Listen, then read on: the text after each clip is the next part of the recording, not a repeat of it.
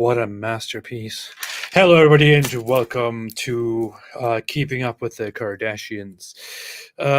This is Apostate Prophet, your host, and to my side, you will find another member and commentator on current events, who's going out with who, what kind of drama. I'm Kanye, hanging out with the Kardashians. Oh, that's nice. David, what's up? How you doing? Hey, how you doing, man? I asked you, don't be rude. Oh, yeah.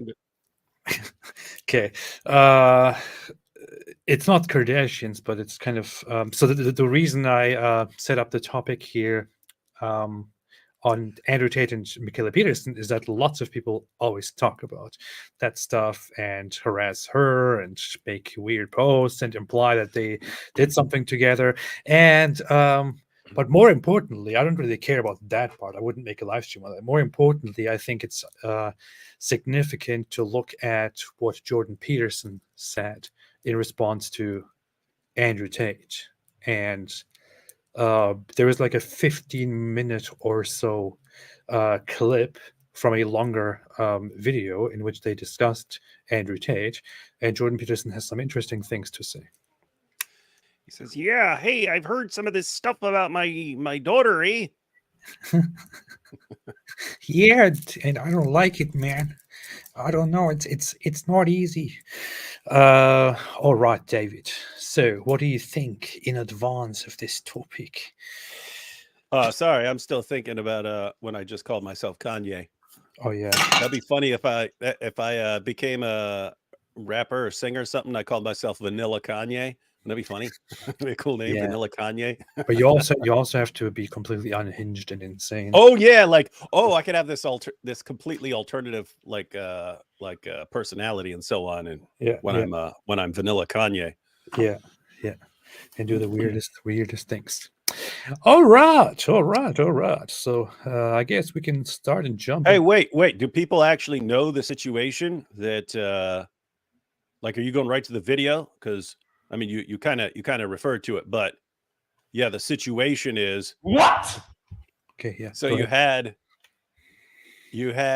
just testing. Yeah. Jordan Peterson say basically in a previous video that Tate's a scumbag and what he does is pimpy and stuff like that, and then Tate's fans started saying, he's just mad because Andrew Tate banged his daughter. That's why he's mad at Andrew Tate, right? So, you're just mad because Andrew Tate banged your daughter. And they shared this picture where she's sitting with Andrew Tate, I think in Romania or something like that.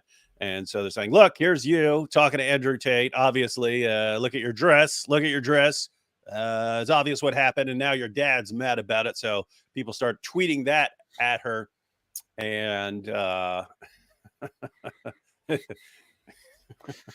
if you look at how everyone's reacting, there's like almost no chance that Andrew Tate banged Mikhaila Peterson. If you look at how everyone's reacting based on their standard behavior, now keep in mind we don't know, so anything's always possible. Like it's possible that she beat him in a kickboxing match or something like that. But you have to say, given what we know about people, certain things didn't happen. Yeah. Black Angel said, when was it Black Angel? AP has some nice Hitler haircut. I know, yeah. I recently... I was thinking that when you came on. I was like, what the heck is this? I recently watched The Downfall again. And then I watched it again. Like I watched it twice because I didn't watch it.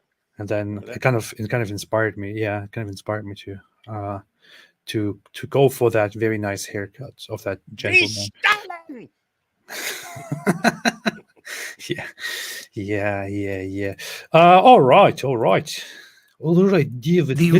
Let us go into watching some of these videos and let us figure out if Andrew Tate did something with Mikhaila Peterson. So this is should be having a German accent to match your haircut. Oh yeah, true. That's true. Yeah. Okay. Since you brought it up, what was that? Jordan Peterson tweet about Andrew Tate. Yeah. I thought that was a very good initial sign of what Jordan Peterson thought about Andrew Tate. Let me bring up the tweet here right away. Let's look at the tweet right away. It says here, Jordan Peterson tweeted this when somebody said, whoever Alessandra Borges said, Andrew Tate is accused of sexually exploiting, emotionally manipulating, pimping, raping, and beating women, much of which he admitted on the montage below. The webcam sex business is how the Tate brothers built their massive wealth. That is what they said. So this looks like a response to Tucker.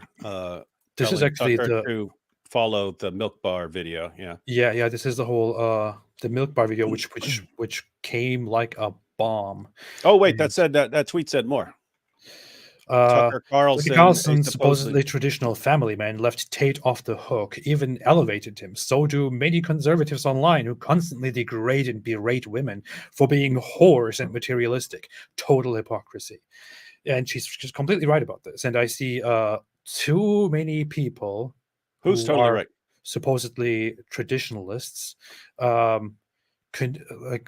defend Andrew Tate or think that he's not, what he did is not such a big deal, while bashing women. And I see mostly women. Not mostly, but I see lots of women, like suspiciously many women from the traditional or conservative right, come out and say, "Wait a minute, guys, what the heck is going on? Like, aren't we supposed to be traditionalists? Why are you all defending this guy when he's talking so much crap about women?" So, but what is it? What do you want to say? Pimps. Yeah, pimps, electronic and otherwise, are the lowest form of life, is what Jordan Peterson said here in response to this, and that puts it very mildly and addresses only very little of what Andrew Tate is actually accused of and what he did. People reacted. Some people said, "Oh, you're just." Some people said, yeah, look, see, go back up. Look, see, they're posting the picture. See here. This Notice is a Muslim. Abdullah. Harassment directly in place to say, "How about your daughter? How about your daughter?" And I saw, wait a minute, this is the real world. The real world. Jeez. So the Andrew Tate thing. Anyway, on different occasions, Jordan Peterson said a little bit more about this topic, such as here. Andrew Tate and the masculine movement happening in young men across the globe. Well, it sounds a little pimpy. People are clapping for Andrew Tate. I really haven't said anything about Andrew Tate, and I probably won't tonight. But well, I'll make a few comments about the Andrew Tate phenomenon. I would say is that there is a mystery in relationship to Andrew Tate, and the mystery is, why is he so popular? And I think part of the reason he's so popular is because he doesn't easily bend a knee, so to speak, and it isn't obvious to me that he doesn't bend a knee because of his stellar moral character, but because I'm not particularly, what would you say, impressed by what he's done on the sex business front. It seems to me a bit on the pimpy side, let's say. And I'm not a great admirer of pimps. Pimpy side. And this is and this was, I think, long before he found out more about Andrew Tate, long before he saw that clip, and long before he commented on this further. So and it's so funny how he puts things so mildly here. well, I'm laughing at something else. I'm laughing at him calling something pimpy when he's wearing the pimpiest pimp suit I've ever seen in my life. I don't know, what is that outfit? It's like Two-Face. It's like Two-Face, but with blue and red, and then that tie right there. I can already hear Muslims view this and say, he has no arguments. Look, it's all emotional. Like, what is wrong with that? It's all emotional. And then I think that's it. That's all he said about this before. Here, finally, they commented on this stuff. Mikhaila came together with Jordan Peterson, and they talked about Andrew Tate. Before we go and past the point of no return. Is there anything you want to say, David?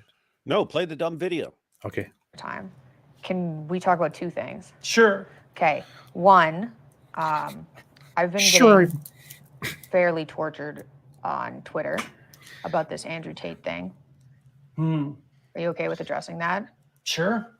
Okay. So I think first, before we get started, and I only want to talk about Sure, this. eh? I'm very bored of this. Mm-hmm. Delve into this too much, but I think a bit of clarification on my end. In 2019, I was in Germany, and Andrew Tate bought me tickets to fly to Romania to go discuss business See, that's the proof. in Canada. And the reason I went was because in 2019, when you Googled Andrew Tate, he came up as a millionaire kickboxer. He had ideas about a subscription platform for me and for you. And I think part of the way, because of how I grew up, I basically said yes to opportunities, and I didn't see a reason to not go talk to a millionaire about how he made money. I'm pretty sure at that point, she and lots of other people didn't know anything or didn't know very much about Andrew Tate and what Yeah, he. that's before I had even heard. I don't think I'd ever even heard about him. I remember hearing about him maybe 2020, maybe second half of 2021 or 2022 is when like the things were exploding on TikTok and stuff like this with his clips. And I remember getting a couple requests. Hey, David, can you respond to Andrew Tate? He's saying some things. He's saying some positive things about Islam. And I got a couple requests, but I was like, no, I'm not going on TikTok to worry about that stuff. And then it wasn't until last year when he converted, and then people started sending us messages. I see, this is the proof. That's when I finally started responding to him. The point is, yes, it makes perfect sense for her to have absolutely no clue who this guy is. She gets a message from him. Maybe she's heard of him and so on. She looks him up. Oh, he's a millionaire kickboxer. This before he had said some things, but people weren't really. It wasn't all over the place like it was last year. So yeah. If you looked him up back then, I'm guessing you'd see, oh, he's a kickboxer. He was a champion kickboxer, and now he's rich and traveling the world and stuff. This is such a weird thing to sit down and talk about in public with your father. By the way, I think. Yeah. So, I mean, the whole the accusations and the harassment all go about. Oh, Andrew Tate banged her, and then she sits down and talks about this with her father. This is a very, very strange thing, but I'm glad it comes into existence because Jordan Peterson says some interesting things. It's also interesting because, if you're Mikhaila, and so you get invited to for Andrew Tate's business pitch. This is back when he's in like full businessman mode and still trying to figure out how he's going to expand. And hey, I'd like to build a platform for you and your dad, and blah blah blah blah blah. And it's just cool. And so then later on, when your dad says something about Andrew Tate, you get tossed in there like, Andrew Tate banged you, blah, blah, blah, blah, blah. And then they spread that all over the internet. And now you're like thinking of it in terms of psychology. What is wrong with these guys that they're attacking me for something my dad said? Like, why does this guy's army of fans just seek to punish me to get to my dad? What's going on here? So she's thinking in this terms of like psychological phenomena and so on. And, oh, cool. I could just get my dad on here and ask him about how all this works in people's heads. Yeah. It's also funny that so many people who defend Andrew Tate and think there is no evidence for anything wrong he did immediately say, look, they had sex because there is a photo of them together. It's very interesting. Every woman who's ever been in a picture with Andrew Tate has been So banged far, by him. Yeah. Somebody pointed out that Mikhaila Peterson is not an OnlyFans, so therefore they probably didn't have anything. Well, there's a lot more to it than that. If you're thinking of like, what are the odds here?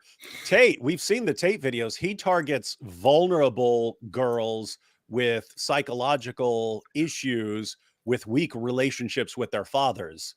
That's who he goes after, because then he can be their controlling father figure in their lives. It doesn't work.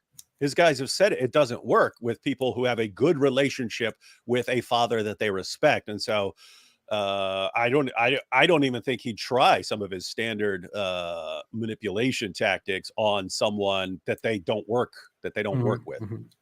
Yeah, let's continue. And I also got the benefit of a ticket home. And I was also already in Germany. Mm-hmm. So I didn't see a reason not to go. That's also probably partly because I used to say yes to any opportunity, which I also think is part of the reason why I'm successful now. So anyway, I went there. From my experience, I met Andrew and I met his brother Tristan. They were Everyone bang up. like they were nice to me. How stupid We these had a guys are. fun time. The reason that there's a rumor online that we hooked up or we slept together or something, that didn't happen. I've told people that numerous times. It's not like I was a Well, people 20-year-old like girl, to like, cast those enamored. aspersions online too. It's one of the things I've really seen that troll demons like to go after women on that Yep. front, right? And Yeah. it's really So, vicious, like, nasty, backbiting behavior. And it doesn't matter what I say. He's Mhm. dispelled it. Doesn't matter. That's a very good point. That Yes, very. when there is a woman involved, the trolling goes very quickly to the whole sexual stuff and like, oh, you're a whore. That guy had sex with you, and so on. It goes there very quickly. Yeah, I always have to. I have to share that info when you've got ex-Muslims who are women and are interested in, going online and discussing Islam and so on.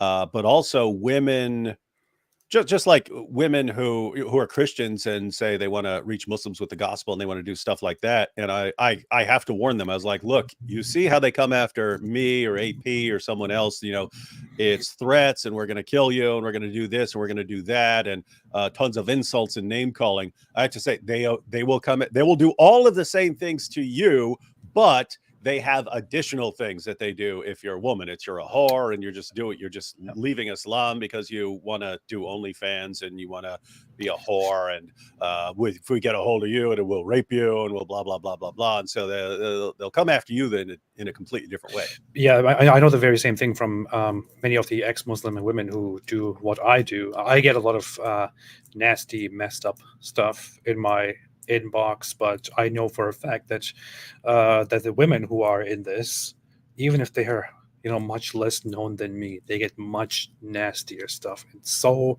much of it is just focused on sex, on rape, and all kinds of messed up things. So well, it is it is connected to the whole Tate phenomena that there are people who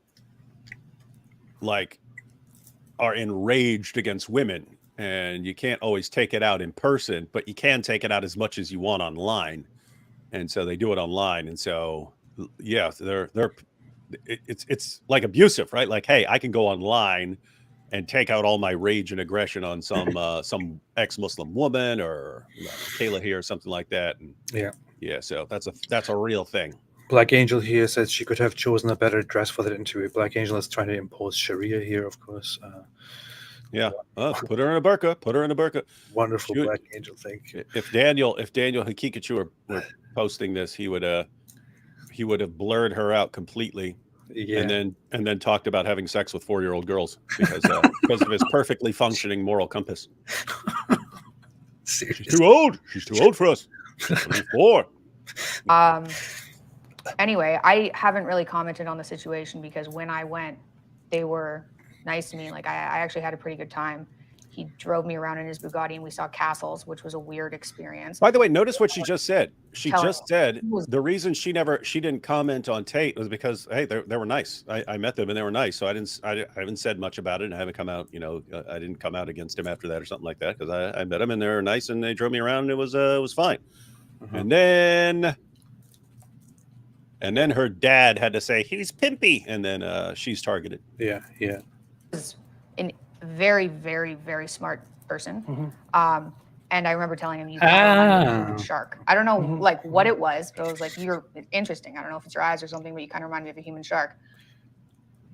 That was it.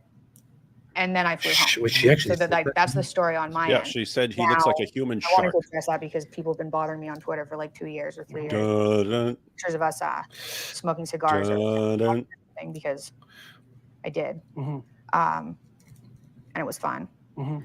But that's it. That's the story on my end. Do you think you made any mistakes in that venture? Well, I had no idea he was. Do you think you made any mistakes? Do you think you made any mistakes in that venture? Well, I had no idea he was going to become like the most famous person in the entire world. Mhm. Would that have changed it? I don't think so. Like from knowing what I knew at the time, I would have still gone. From knowing more about the webcam stuff, and he told me about. So once I was there, he told me about the webcam stuff. What did he tell you? Okay, this is interesting. So she didn't. I guess as far as it sounds, she didn't know about his business and all of that stuff back then. Look, Jordan Peterson is getting very red, by the way. He's getting angry. Like, what are we going to find out now? Did you make any mistakes? Just kidding. He's red throughout the whole interview. I don't know. And Mikhaila, he gave Mikhaila a totally twisted version of what he actually does, so that he sounds like he's just helping women and so on. Wait, what did she say about this? What did she say about that? So he told her about webcam business? Even Mikhaila Peterson says that I'm the most famous man in the world. I'm basically Batman. I'm Genghis Khan. Even Mikhaila Peterson admits it. I'm a human shark. He should make a Twitter account, the human shark. Yeah. Human dork. I find it very offensive if people are pointing out. I find it very offensive that her hair is showing here. I know she should have put on some veil on her head. Haram. More about the webcam stuff, and he told me about. So once I was there, he told me about the webcam stuff. What did he tell you? Not in detail. Mm-hmm. Okay, I can't remember that well, but it was something like women who want to do webcam stuff, like they already want to do it. Mm-hmm. I help them make way more money, Mm-hmm. and I take a percentage. Mm-hmm. Hey, is that right? Wait. I don't think, I wasn't like, that seems like a wonderful. You see his version of events? I was like, so his version of the events is pretty much what we heard before, that what he described to Candace Owens during the interview, what he described to some other people after he got in trouble, after he was arrested. But that's not what the business is. Yeah. It's very, very, very different. So his version of events, because he's trying to go into business with the Petersons here, and he knows they're going to find out that he runs webcam stuff. And so he acknowledges that he does webcam stuff, but the way he presents it is, hey, women who want to do webcam and are doing webcam stuff on OnlyFans, I help them to make way more money because that's what I do. I make people more effective, just like whatever you guys want to do, I can help you be more effective. But it's already women who are already doing OnlyFans stuff and want to do that. Then I just help them and I take a percentage, when in reality, he's targeting women and girls who don't want to do that stuff, manipulating them over a period of years into doing it, and then being under his complete control. And then he's taking most of the money. So, I mean, technically that is still a percentage, but he's taken a big percentage. Yeah. So it is deception from the beginning to the end. He meets them and builds a relationship with them, gives them the security of, oh, hey, I love you. We will have a wonderful life together. You will be my one and only. And then he slowly deceives, manipulates. By manipulate, I'm not just saying, when we say manipulate, it sounds to some people like, oh, so he just talked about to talk to them and gave them different emotions and stuff like that. No, if you look into the depth and the details of what he did with those women, we went through some of it in our past live streams on Andrew Tate. The manipulation he applied was in the form of having the girls move over and live with him, live in a house where the OnlyFans girls live, but make it look like that's not his business. That's just a business a friend of him is running, and this girl just has to stay there because he's out of the country for now. And then he slowly disconnects her relationship with her own family back home, then deliberately makes her have no money and feel desperate and ask him for help on things. And I don't know, it just goes into such a messed up dark, sinister realm of manipulation, and the entire purpose from the beginning to the very end is only to turn them into into a source of money, into turning them into online sex workers and making money off of them. So everything from beginning to the end about relationship, about love, about security is all a lie. It's all just for business. So and that's by the way, that is human trafficking. That is human trafficking because the human trafficking is to recruit people in that case through deception, transfer them and put them into a place, and then slowly through manipulation and through other means, by the way, and through intimidation and things like that later on, and false pretenses and threats, turn them into workers and exploit them sexually. That is human trafficking, literally. That is also very similar to what Jeffrey Epstein was accused of. So, yeah, that's the problem here. You know what's the weirdest thing is, like when we watch Andrew Tate saying things now in interviews, things that, I mean, how does he not know people are instantly going to expose him as a liar? When there are all these clips of him talking about how he used to sell drugs and how he got out of that and so on, and then he'll just say in a new interview, "Oh, I never sold drugs. No, because Batman wouldn't sell drugs, and I'm Batman, blah, blah, blah." And he says these kind of things, and it's like, why are you saying something when you know anyone who hears you right now can see what you said before and then see that you're lying? But when she's talking about it, it's like he's got some common sense about him. Hey, if they look into my background, they'll see that I do webcam. Therefore, let me be aware of that and spin it in such a way that it doesn't look as bad. But it's like what she's saying is back in 2019, he's aware of what people are going to find when they look him up. And so he wants to spin it in a certain way. Whereas now there's like no connection. He'll just say things knowing that anyone who looks him up right now will see that he's a liar, and he does it anyway. It's like, what happened between 2019 and 2023 that he lost the ability to think about how his lies can be exposed? And the only difference I can see is he got a much bigger fan base who can run around harassing people for him. And so maybe he thinks now he has better chances of getting away with it. I don't know. But I mean, back then he sounded like he had some common sense. We will find out more. Okay, let's see. There are women who are already doing it and now they're making more money. I guess it doesn't seem, it is what it is, kind of. But I didn't know that until I got there. And then he wanted to set up. So she didn't even know that till she got there and he broke it down to her. Platforms and said they could be very valuable. And we'd already been kind of looking into that because you'd had some issues with social media. I was worried you were going to get banned on sites. And so I was already thinking it would be good to set that up with a subscription platform. Gmail canceled me at one point. Yeah, I know. About that time. Yeah, it was ridiculous. So it was like, it would be good to learn how to do the subscription platform. Anyway, so I kind of went there to like scope things out.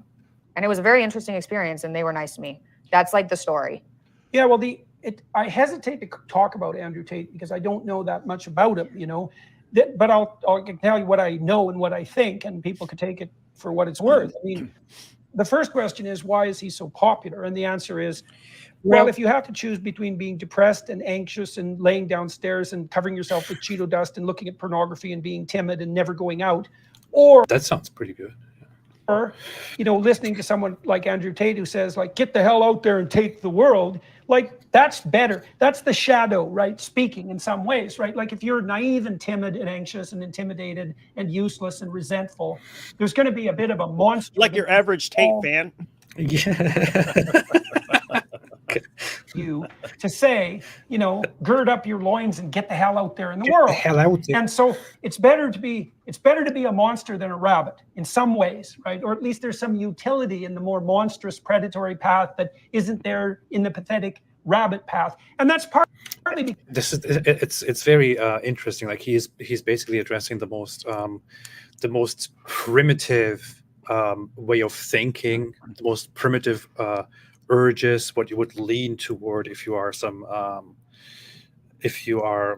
useless, if you feel useless, if you feel like a failure, you feel degenerate, and somebody says, be strong, go out there, make money, be fit, you will be alpha. Be a monster. Be a monster, not a rabbit. Yeah, and lots of people will think, oh, I am drawn to that. That sounds better than whatever position I'm in right now. So why not? And that's the problem. Yeah, I mean, think about this. I mean, just the way we're wired, we tend to believe we're meant to do important, cool, awesome things, and doing awesome, important things affects your self-esteem. But it's easy to sit around doing nothing, being entertained, eating Cheetos all day. It's easy to do that, but there's that part of you that's like, seriously, man, this is all I'm going to do. It in one sense, it feels fine. Hey, I'm laughing and I'm eating Cheetos and so on. But at the same time, there's that part of you that says it's got to be more to it than this. And then someone comes up, hey, what are you doing? What are you doing sitting there? There's this whole world out there. You got to do it. You got to take it. You got to conquer it. You can be Batman too. You can be Genghis Khan just like me. And they go, what? Yeah. And I don't realize there are good people, there are good mentors who will see someone and say, hey, dude, you're meant for something better than this. Let me help you.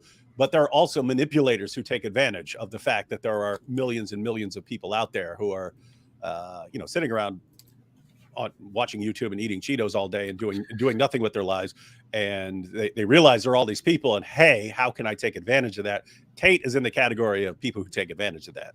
Yeah, and the things that they teach, Andrew Tate and Tristan Tate, are not just stuff like be strong, be independent, be good. This world, you are alone in this world. Take care of yourself, or nobody else will.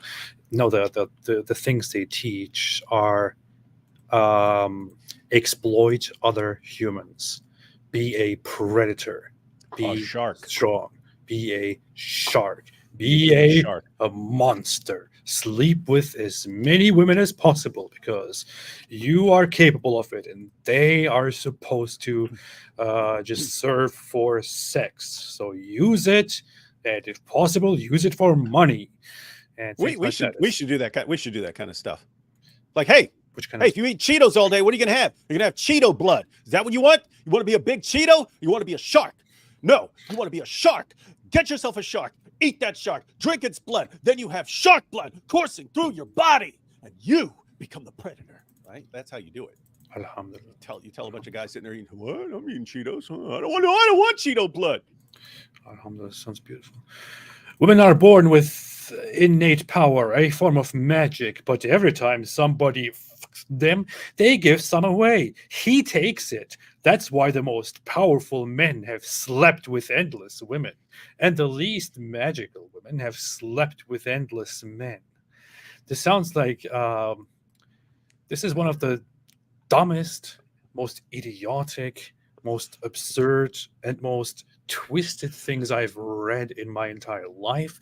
But a lot of people think, wow, yeah, very beautiful, very insightful. I just want to mentally, slap the person here and say, "Shut up, man."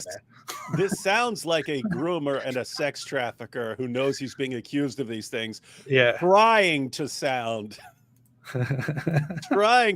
like he cares about women and so on, but doing a bad job of it. Yeah. Women, hey, you're magical.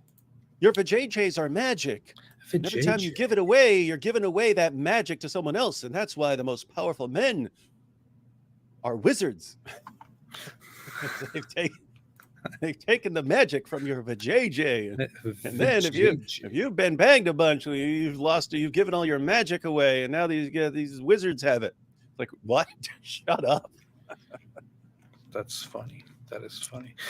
Yeah, anyway, let's continue. Because if you are a pathetic rabbit, you're going to become a predator anyway. So you're just going to become a dark backdoor. That needs to be a clip. Yeah. Resentful. What do you want to be, a pathetic rabbit? Pushing that on men in yes, particular. Constantly. Like, be well, weak. I knew, and I warned people repeatedly. That's important. If the culture kept emasculating men, that men who said, to hell with that, I'd rather be a monster, would become extremely popular. Now, and Andrew Tate is emblematic of that in many ways, because the first thing you got to say about him is that he's genuinely tough, right? So that's not a front. That's not a front. He's a fighter, and you can't take the courageous element of being a fighter away from someone who will actually step in the ring, right? And so now, and then you said Tate's intelligent, and what that means as well is that some of the things he says are going to be of value. Now, why he says those, that's a whole different issue. The thing that disturbs me is that, like, I'm not very fond of the whole online porn thing in any way. And I don't think that it's okay for young women to monetize their sexual. What? Why? Anyway, anything you want to comment on in regards to what you said about warning the culture and how people like Andrew Tate came out of this environment? What did he say right before this? I was thinking that's what the heck did he say? I thought it was important, but then I started thinking about what he's saying right now. I mean, like right before he said this. What he said is that he had been warning the culture that if you continue. Oh with yeah. No, yeah. When he said that, it reminded me of what Aristotle said, but like in a completely different context. So Aristotle's view of virtues was not that virtue is the opposite of, is at the polar extreme of a vice. It's that a virtue is the appropriate mean between two extremes. So courage is, I mean, in one sense, it's the opposite of cowardice, but according to Aristotle, the better way to think of it is, you have cowardice at one end of the extreme, and at the other extreme, you have foolhardiness, just being a complete idiot. I'll jump in front of that bus, blah, blah, blah, blah, blah. I don't care. And courage is the appropriate mean between those. It doesn't mean that it's right in the middle. In fact, it would be a little more, it'll be closer to the foolhardy side than the cowardly side. But he talked about what if you lean too far in one direction. So, what if you lean, on the generosity scale, you could be totally wasteful, or you could be a total miser who won't give away a penny. And generosity is the appropriate mean between those two. And so he said, what if I lean too far in one direction? So in other words, what if you're a miser and you never give away a penny? He explained it like bending a stick. If you have a stick that's bent in one direction, how do you straighten the stick? Well, you bend it too far in the other direction and hold it there for a while. And then hopefully once you're done bending it in the opposite direction, then it'll go straight. And so the idea is if you're too miserly, then you might want to be too wasteful with your money for a while so that you get used to that. And then hopefully you end up somewhere in between. But what Jordan Peterson just said reminded me of that in terms of, like, if a culture becomes, if you're emasculating men, you want them to be too weak and too timid and crawl around groveling and so on, then society is going to start swinging in the other direction of we'll crush you, you're all whores, blah blah blah blah blah, and hyper masculinity. And notice what's interesting is, in theory, if a culture swings too far in one direction, and then you say, okay, well, now you're getting a sort of reaction to that swinging in the other direction, the goal would be to come to some mean where you're not going to the extremes. But the way everything is fragmenting, no, you actually end up with two groups, one on one extreme and one on the other extreme. And so anyway, that's what popped into my head when he said that. Yeah, sounds like a bunch of nonsense, but just kidding. I'm just looking at something else right now. Aristotle's dope, man. Aristotle's dope. There aren't a lot of theories from 2300 BC that are still in books as like one of the main dominant theories. But Aristotle, his ethical position is still one of the top 4 or 5 going out there. So before you insult Aristotle, better check yourself before you wreck yourself. Aristotle, I don't know. Yeah. I'm looking for a tweet from whatever, I don't care.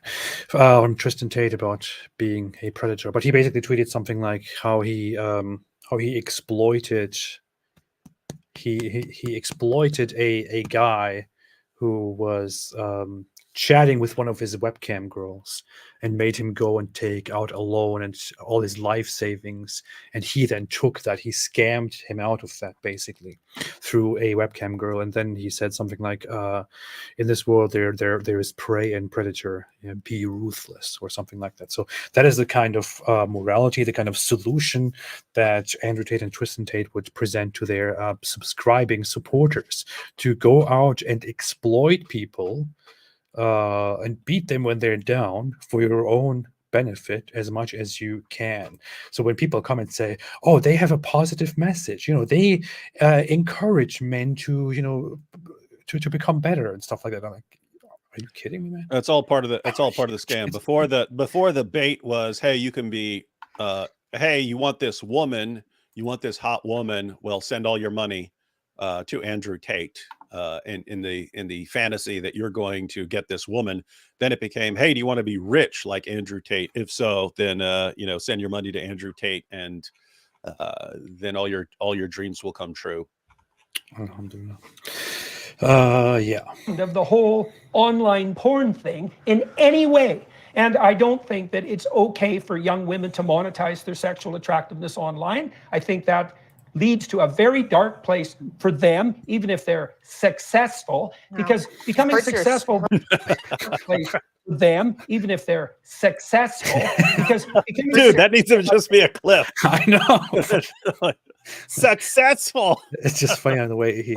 For them, even if they're successful. Successful. Because becoming successful by That's awesome. That's perfect, man. By exploiting yourself. And you might think, well, I can exploit myself. It's like, you can't treat yourself like a psychopath would treat you and get away with it, even if the psychopath. That's interesting. So I don't want to argue against his position at all, and I don't want to disagree and say, oh, you're wrong on this at all. I get the point, but the thing is, when he says this, and I'm pretty sure he doesn't expand on that further. My issue with this is, okay, hey, I get what you're saying, and I don't want to contest you in an ethical discussion here, but why can't you, and why does that not equal success? Now, lots of people might come at me and say, what, of course you can't exploit, you can't do that to yourself, you can't sell yourself and stuff like that, you can't sell your body. Okay, I get it, I get your passion, I get where you're coming from, but why? So I really want to have I would really be interested in having an in-depth discussion on that, because I'm interested in the whole reasoning and the whole meta of why exactly that is. Yeah, that is interesting though, what he's saying there. Like, hey, what are you talking about? I want to go on OnlyFans and make lots of money doing that and doing stuff for money. And he's saying, no, don't use yourself the way someone else would use it. There's obviously something different about someone else using you versus you using yourself, but there is something interesting as well about thinking about it like that. Like, hey, we understand it's wrong for someone else to pimp you, but don't pimp yourself either, right? Don't hire yourself out for these things. And then you, of course, because you're an atheist, go, why? Prove to me that incest is wrong. That is yourself. That doesn't work. That's why psychopaths aren't very successful, because they exploit themselves just like other people. And so I don't like the whole online porn thing. And then my understanding, and I've watched him apparently. See, off topic to the whole Andrew Tate thing, but just pay attention to what I'm trying to point out here is, okay, he's saying you can't exploit yourself. If you exploit yourself, you're not going to be successful. Okay, I get it. I get it. But what exactly do you base that on? And I understand you think it's wrong to exploit yourself. I understand it's wrong to offer yourself sexually. I understand all of those things. But what exactly do you base that whole claim on, that you can't be successful by exploiting yourself? Says who? What about all those people who actually get rich and live their lives that way? I'm not saying that is right or this is wrong. I'm not having a moral discussion here. I'm just saying, where is the basis for these arguments here? What's when he said that, I was actually thinking about something else. I was thinking of like the early Christian version of this when this, and then I looked it up real quick, but this is from First Clement. So Clement is like this. Clement is one of the second generation of Christians. So you had the original apostles and so on, and then you had the guys who followed them. And he wrote his epistle. And so in First Clement, he says, we know that many among ourselves have delivered themselves into bondage that they might ransom others. Many have sold themselves into slavery and, receiving the price paid for themselves, have fed others. So he's saying the early Christians started selling themselves into slavery to like feed the poor. Like, hey, what do you give me for myself if I become your slave? Oh, I'll give you this much money. Okay, give that to the poor. I'll be your slave. And Clement has to actually tell them, stop doing that to yourself. Stop treating yourself like something that you sell to give the profits to others. And so he had to tell them, stop selling yourselves into slavery to help others. But it's a similar idea here. You understand, hey, it would be wrong to grab someone else and sell them for money and give that away. So why are you doing it to yourself? I get it, but the issue is, like, for example, when I approach this whole issue of Andrew Tate pimping and things like that, so what I think of, I think that the comparison here is quite extreme, because what I think of is my huge problem and my passionate opposition to the whole Andrew Tate thing, for example, is not that he does online porn or online modeling or any of that stuff, because if you wanted to blame him because of that, there would be so many people until we get to Andrew Tate. Now, that is not the issue. My issue with it is that he deceptively hires those people and manipulates them, and then uses them and basically turns them into cash machines, into slaves. So if they themselves went out and did what they do and made their money, I would be like, yeah, okay. I mean, I might have my disagreements on what you do, but whatever. Yeah, that's clearly worse. I don't think Jordan here would say. He would obviously agree that that's wrong. I mean, he's the guy who just said that pimps, electronic and otherwise, are the lowest form of human life or humanity, whatever. I think he's just. I think what he's. I mean, it's similar to the guy who sits around eating Cheetos all day. Like, don't you think that why do you think of yourself like this? Why don't you think of yourself as something more, something better? And so I think what he's saying is, hey, don't think of yourself the way that someone like Andrew Tate would think of yourself. Hey, I'm going to use this woman's body to make myself money. Don't think of yourself that way either. Right now, in defense of what you're saying, any sort of working for another person, you're kind of doing something that's in that direction, right? If you work for someone else, then you're using your body and your labor and so on for this other person's profit. And this person is paying you a percentage of what he makes and so on.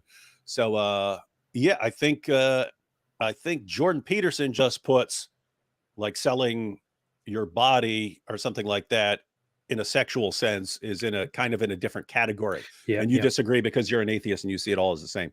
Yeah, but I disagree because I'm right, and but I do think, to be fair, as far as I remember, I watched the video before. As far as I remember, he does point out what Andrew Tate actually does with those relationships. So that's at least good. But let's yeah, continue. we would all agree that yes, manipulating, like even with Tate, there are people worse than Tate. There are people worse than Tate. What Tate's doing is really, really bad. But there are degrees of all of that stuff. Nobody said the like button has left Islam. That's true. The like button has left Islam. Apostasy is punished with death. Everybody, so punish the like button. Behead that like button. Yeah, behead it. Now, my understanding, and I've watched him apparently, I don't now, my understanding people. And so I don't like the whole online porn thing. And then I don't now, my understanding, and I've watched him apparently agree to this characterization online. It's hard to get I'm not trying to be the jury here because I haven't heard the whole damn story, but from what I've watched is he would enter into relationships with women Uh-huh. and Check. tilt them in the direction of generating like an OnlyFans following Tilt and is an understatement. monetize that and then take a percentage. And there isn't anything about that that I think is acceptable. You know, and you could say, well, you know, women are the captains of their own soul, and if they want to monetize their own attractiveness, then what the hell? Why not do it? And if they're going to do it anyways, you know, I can help them. And if I help They're them, not going to do it anyways. Notice what he just said. and He's the still answer is, to me, the answer to that is, well, how about because it's ignoble and wrong? All right. I'm not exactly sure if Jordan Peterson understands at this point what Andrew Tate actually did, what he's accused of, what he's proven to have done, what he admitted to doing in past videos, which he started denying after he got arrested, because then he found out that it's actually a crime. Dumb idiot. So what Andrew Tate did was not just to enter into a relationship with those women and then to slowly, you know, to tilt them toward creating an OnlyFans and then making money off of them. What he did was to enter into relationship, to target those women with the prior purpose, purely just to turn them into webcam girls and later into OnlyFans models and do porn. And it's not tilting, it is deliberately targeting them for that and then manipulating, using different messed up methods and even intimidating and even presenting false debts and things like that in order to in the end leave them with the option of, hey, you know what, if you do webcam or if you do OnlyFans, you would actually, you know, help yourself and help me bring things in order. And by the way, I did so much for you and I spent a lot of money on you, so help me out here. And then those girls are eventually kind of, you know, led to creating this content, even if they don't want it. And in most cases, they did not want it, and they had no idea that he had a webcam business or that they were supposed to go into a webcam business. So from the beginning to the end, it is all significantly worse than what Jordan Peterson says here. Yeah, and that's what's interesting, because he says, you know, just being aware of a little bit of Andrew Tate, says pimps are the lowest form of human life, and he doesn't know. He only knows a fraction of what's actually of the information actually available. He still thinks of it as Andrew Tate was, you know, helping them, you know, tilt a bit in the direction of OnlyFans and so on, and that it's women who, you know, wanted to exploit themselves in this way and so on. He's just helping them, and he's thinking, oh, you know, this pimp is taking advantage of these women who want to do this. And yeah, it's way, way worse. Tate's taken girls and women who didn't want anything to do with that, who said they didn't want anything to do with that. How do you take a girl like that and manipulate her into being, you know, your webcam girl and sex slave? And yeah, so it's worse. So that's the takeaway. As horrible as Jordan thinks these Tate is, he's actually significantly worse. Yeah. To bring up one example, one of the women that later began working for him in OnlyFans and making him lots of money is Yasmina, who was, by the way, when he was arrested, she was as a or before he was, I don't know, when the whole operation against him was ongoing, she was, along with others, transferred immediately to Dubai, where she is now, and she now lives with others who work for Andrew Tate, from where she publishes videos occasionally to support him, to defend him. And people are like, "Oh, look, she says he did nothing wrong. She says he's innocent. She says he's wonderful." Not acknowledging the very accusations and the very evidence that exists right now, such as that he held these women and made them publish things supportive of him. And right now he did transfer some of those women over to Dubai out of the jurisdiction of Romania. And he is still indirectly holding them and still indirectly making them publish videos to support him. But so this woman, she was here saying to him while they were chatting that I've never sent a picture of me in lingerie ever. I made a promise to God and myself, and I will keep it. I do believe in God. I will never do video chat or OnlyFans because my body is intimate and only my husband should be able to touch and see. If I give you my love, I'm expecting the same thing back. The men I love should not hit or beat me up. So clearly a woman that he meets who has no intention of going into any of these businesses. And she says she believes in God. She has some respect, some self-respect, some devotion to God. She doesn't want to do such things. And here is Tate, Andrew Tate, posting screenshots of that to his war room and teaching the people that he is going to break her and make her work for him. Look, they're loving it. She will break her principles for you first. Yeah. You're so great. You're so great that you could take this this woman who doesn't want to do any of this, and you can break all of that for her and make her completely be your sex slave and cam girl. Yeah, he says, would we all agree that this is about as hard as a target gets to make a girl work? Won't even send me, her boyfriend, a sexy pic. Plus, God mixed in. This is about the maximum difficulty that you experience in the business. If we all agree on that, I'll give you a play-by-play on what I try and whether it works or not. So if you have, if you are somebody who has regard for belief in God and traditions, then I mean, just look at what's happening here. Notice that it's like a challenge for him, right? So he ordinarily looks for girls with messed up relationships, daddy issues, without strong morals. And here he's saying this seems like the opposite of what I normally go for. But she's in love with me, and therefore I'm going to use that to make her break all of her morals, all her principles, and to become my sex slave. And guess what? He proved that his method works. He proved that his method works because this girl is still completely under his control. Even when he was in jail, she was still completely under his control because he made sure that other people were controlling her in his absence, and she's still defending him. What's crazy here is you could actually show her this stuff of, hey, this was you in the beginning, and he's behind the scenes bragging about how he can break you of all this stuff and make you his slave. And she may be messed up enough psychologically by this point to just love it anyway.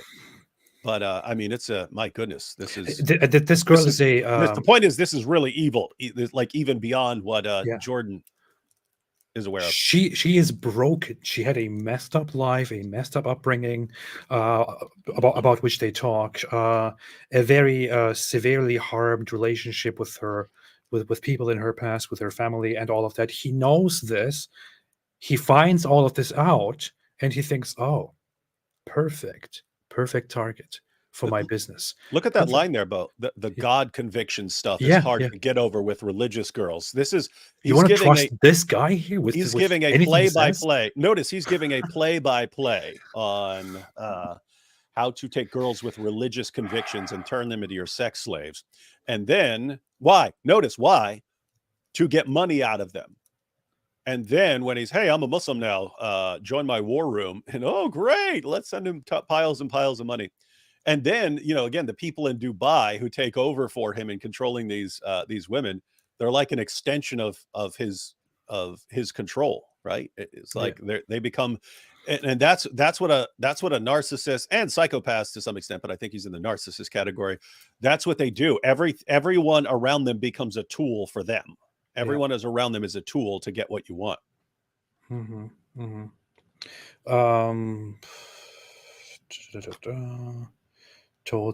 have told her I only want to trick him and I'm bad news. People said that he wants to use her, but he made sure to say that these are just things that people say and so on. I don't know. It's just very messed up. And plus, oh, here. This is a good part, I think. I think she thinks I want to hear that that she'd never do that because she's so pure and she's wife worthy. I think the real obstacle is she's worried I won't love her if she does it. Read it again. Do you guys see it? And then he says that her whole belief in God is all a lie anyway, and she's just doing it because she wants to appear good to him. And here, this is a team effort. He says In to his other, team, in other "Same words, with-" because he's a manipulator, he's thinking that she's being a manipulator Yeah. too. Yeah, he says, same with the religious talk. Does she care about God? She's trying to show me how good a woman she is. So to win, I need to convince her that she's a better woman if she cams than if she doesn't. And I need to remove me asking her to cam. Otherwise, her friends were right. And she's instantly defensive. The context here is that he's using one of his employees, I think Georgiana, to convince the girl that she should do webcam business, so that it looks like it's not him encouraging her, it's that other woman encouraging her. And finally, if she brings it up to him and says, "Hey, you know what? Georgiana says I should do webcam business. What do you think?" He will then say, "Yeah, why not? Why not? It could be good. It could be useful." So this is what he does. We have a step-by-step description of how he does it. We have a step-by-step description and clear evidence of him explaining that this woman that he met did not want to do all of this and had principles and said, "I believe in God. I wouldn't do this stuff."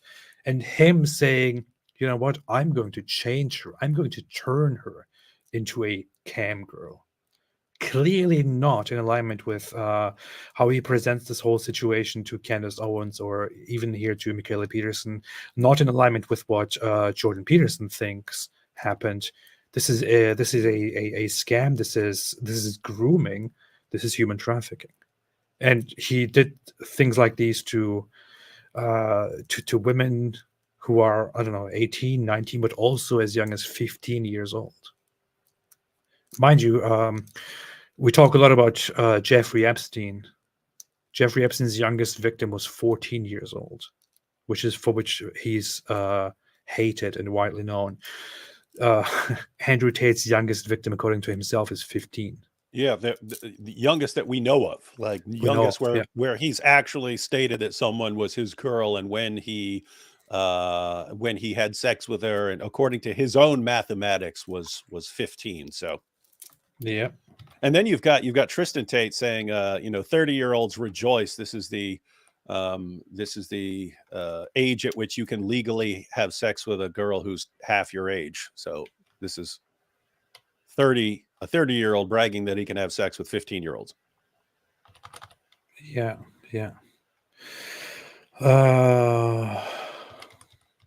Anything else? You want me to leave? Not zero chances.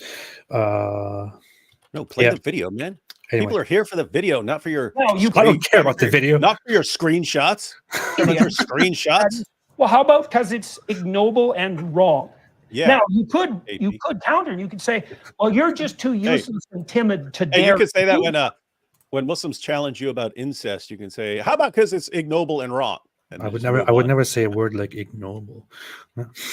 Right? And I mean, it sounds smart. I'd say, point taken. Pay attention to this thing. I find it funny how he brings the discussion to I like his body. I like his body language. You're just too useless and timid to dare to do that, right? And I'd say, point taken. Nietzsche had pointed this out back in the 1850s. He said most morality is cowardice in the guise of morality. It's not like I'm good. It's just that I'm afraid to do that. And Tate would say, well, if you're just not doing something because you're a coward, that doesn't mean you're good.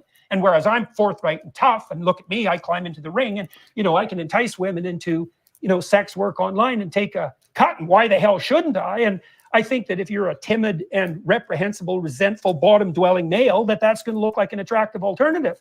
But it's not the highest form of human behavior. Right? It's not acceptable.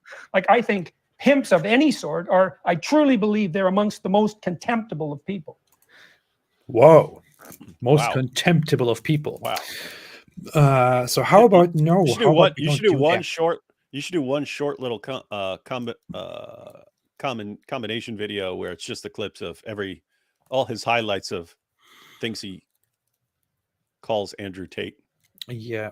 So he's talking about Nietzsche's entire idea of humans are driven by the will to power, and but lots of people are just in the hypocrisy of refusing to do the very things that they want to do, or which give them power, because they're We're worried afraid. about other people doing them to them. Yeah, because they're afraid. They're afraid of the consequences and of the repercussions and all of that. Not because they actually think that they're good. And he talks about this in context of this is I cannot possibly break this down and summarize this, but We should just do a show on Nietzsche one day. that would be amazing. That'd be awesome. That'd be amazing. But he's talking about how his whole phrase on God is dead and we killed him, which some people falsely understand as him saying, Him bragging. Yeah, bragging, but it's No. not at all. What he's saying is that God was for You such don't know a what long you time. just did, people. God was for such a long time a foundation for morality, a guide for people. And in recent times, with the developments in philosophy and all of that, people have basically gotten rid of God as a moral foundation. What have we done? We built something that we are very strong on, but now we have killed it. So what are you going to do? You have basically harmed yourself. Now, what are we going to do now? And then he builds this whole morality of this whole understanding of morality, of the will to power, that and he says that that future generations will create new generations, higher beings, higher humans who will find a way to go on and become a stronger form of human beings. So there he kind of departs from the necessity of God. Said we have to become gods to be worthy of it, of what we've done. Yeah. But it's interesting that, so if anyone didn't understand, the idea is, do I really believe that it's wrong to go take other people's stuff? And Nietzsche's position is the real reason that we have the rule is because you're scared of someone doing that to you and taking your stuff. So we all act like there's this rule about taking other people's stuff. Yeah. But it's not because you wouldn't do it if you had all the power and you could do it. It's because you're worried that people are going to do it to you. And so because we're scared, we're gonna we come up with this rule over time and so on. Yeah, it's interesting that the Germans, I don't know what it is. I don't know if this is connected to them constantly wanting to take over the world and stuff like that. But I mean, I legitimately do not know what it is. Like, is it the water? Is it a genetic thing? Is it language? I wonder sometimes if the way people speak somehow, influences the way they think about issues, and like a certain language can make you think in a certain way. And if you spoke like French, you'd come to a different conclusion or something. I don't know. But like the Germans, when they're saying, okay, we're moving away from God as this moral foundation, the Germans are like, hey, we know what we just did, and this is about to get really wild because that was the foundation, and now we've lost it. And hey, if we're tossing the Christianity aside, then why are we going to cling to a Christian morality? We lose our right to this Christian morality. Whereas the British were like, no, we'll just move God out of the way and we'll just proceed on and we'll be better. And Nietzsche actually makes fun of the British, like, Yeah. you guys have no clue what you just did. I mean, you have zero clue. What are you, stupid? So I don't know. It's just interesting that people in two areas, like, they just think completely differently about things, even though, I mean, they're in contact, they have access to all the same philosophy and so on, and yet they come to radically different conclusions about things. Yeah, Nietzsche did have his reservations about the whole God foundation, the God as morality. Like, for example, when he talks about his whole story, his fictional depiction of morality, to make a wonderful point, is that Zarathustra, who's the founder of Zoroastrianism, is the one who first introduces to humanity the whole concept of the distinction between good and evil, of this dichotomy of good and evil, and thereby sets up a false but very useful dichotomy in the world of something is evil or something is good. And it should be him again in his fictional world who comes and fixes the world and sets the record straight and says, yes, I did this and it was very good, but now it's time to get rid of that and go to something better, to follow what we truly have within us, which is the will to power. which is not to be misunderstood, but it's a very deep topic. Also sprach Zarathustra Yes, in yes. your face. Anyway, completely off topic here. Die fröhliche Wissenschaft. Oh, here is this. Look at this.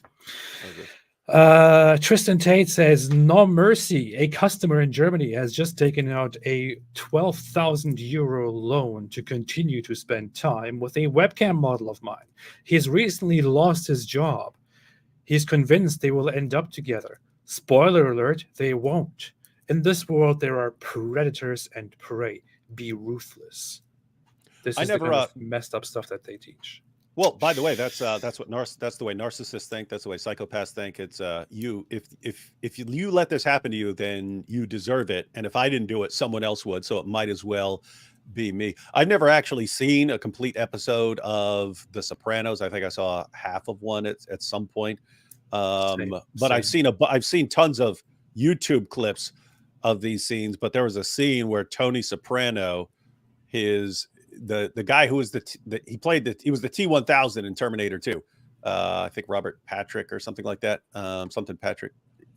Anyway, it was the guy was playing his buddy from high school, and he gets into gambling debts at these mafia poker games, and eventually Tony's just like taken everything from him, and the guy's life is ruined, and his family has left him, and so on.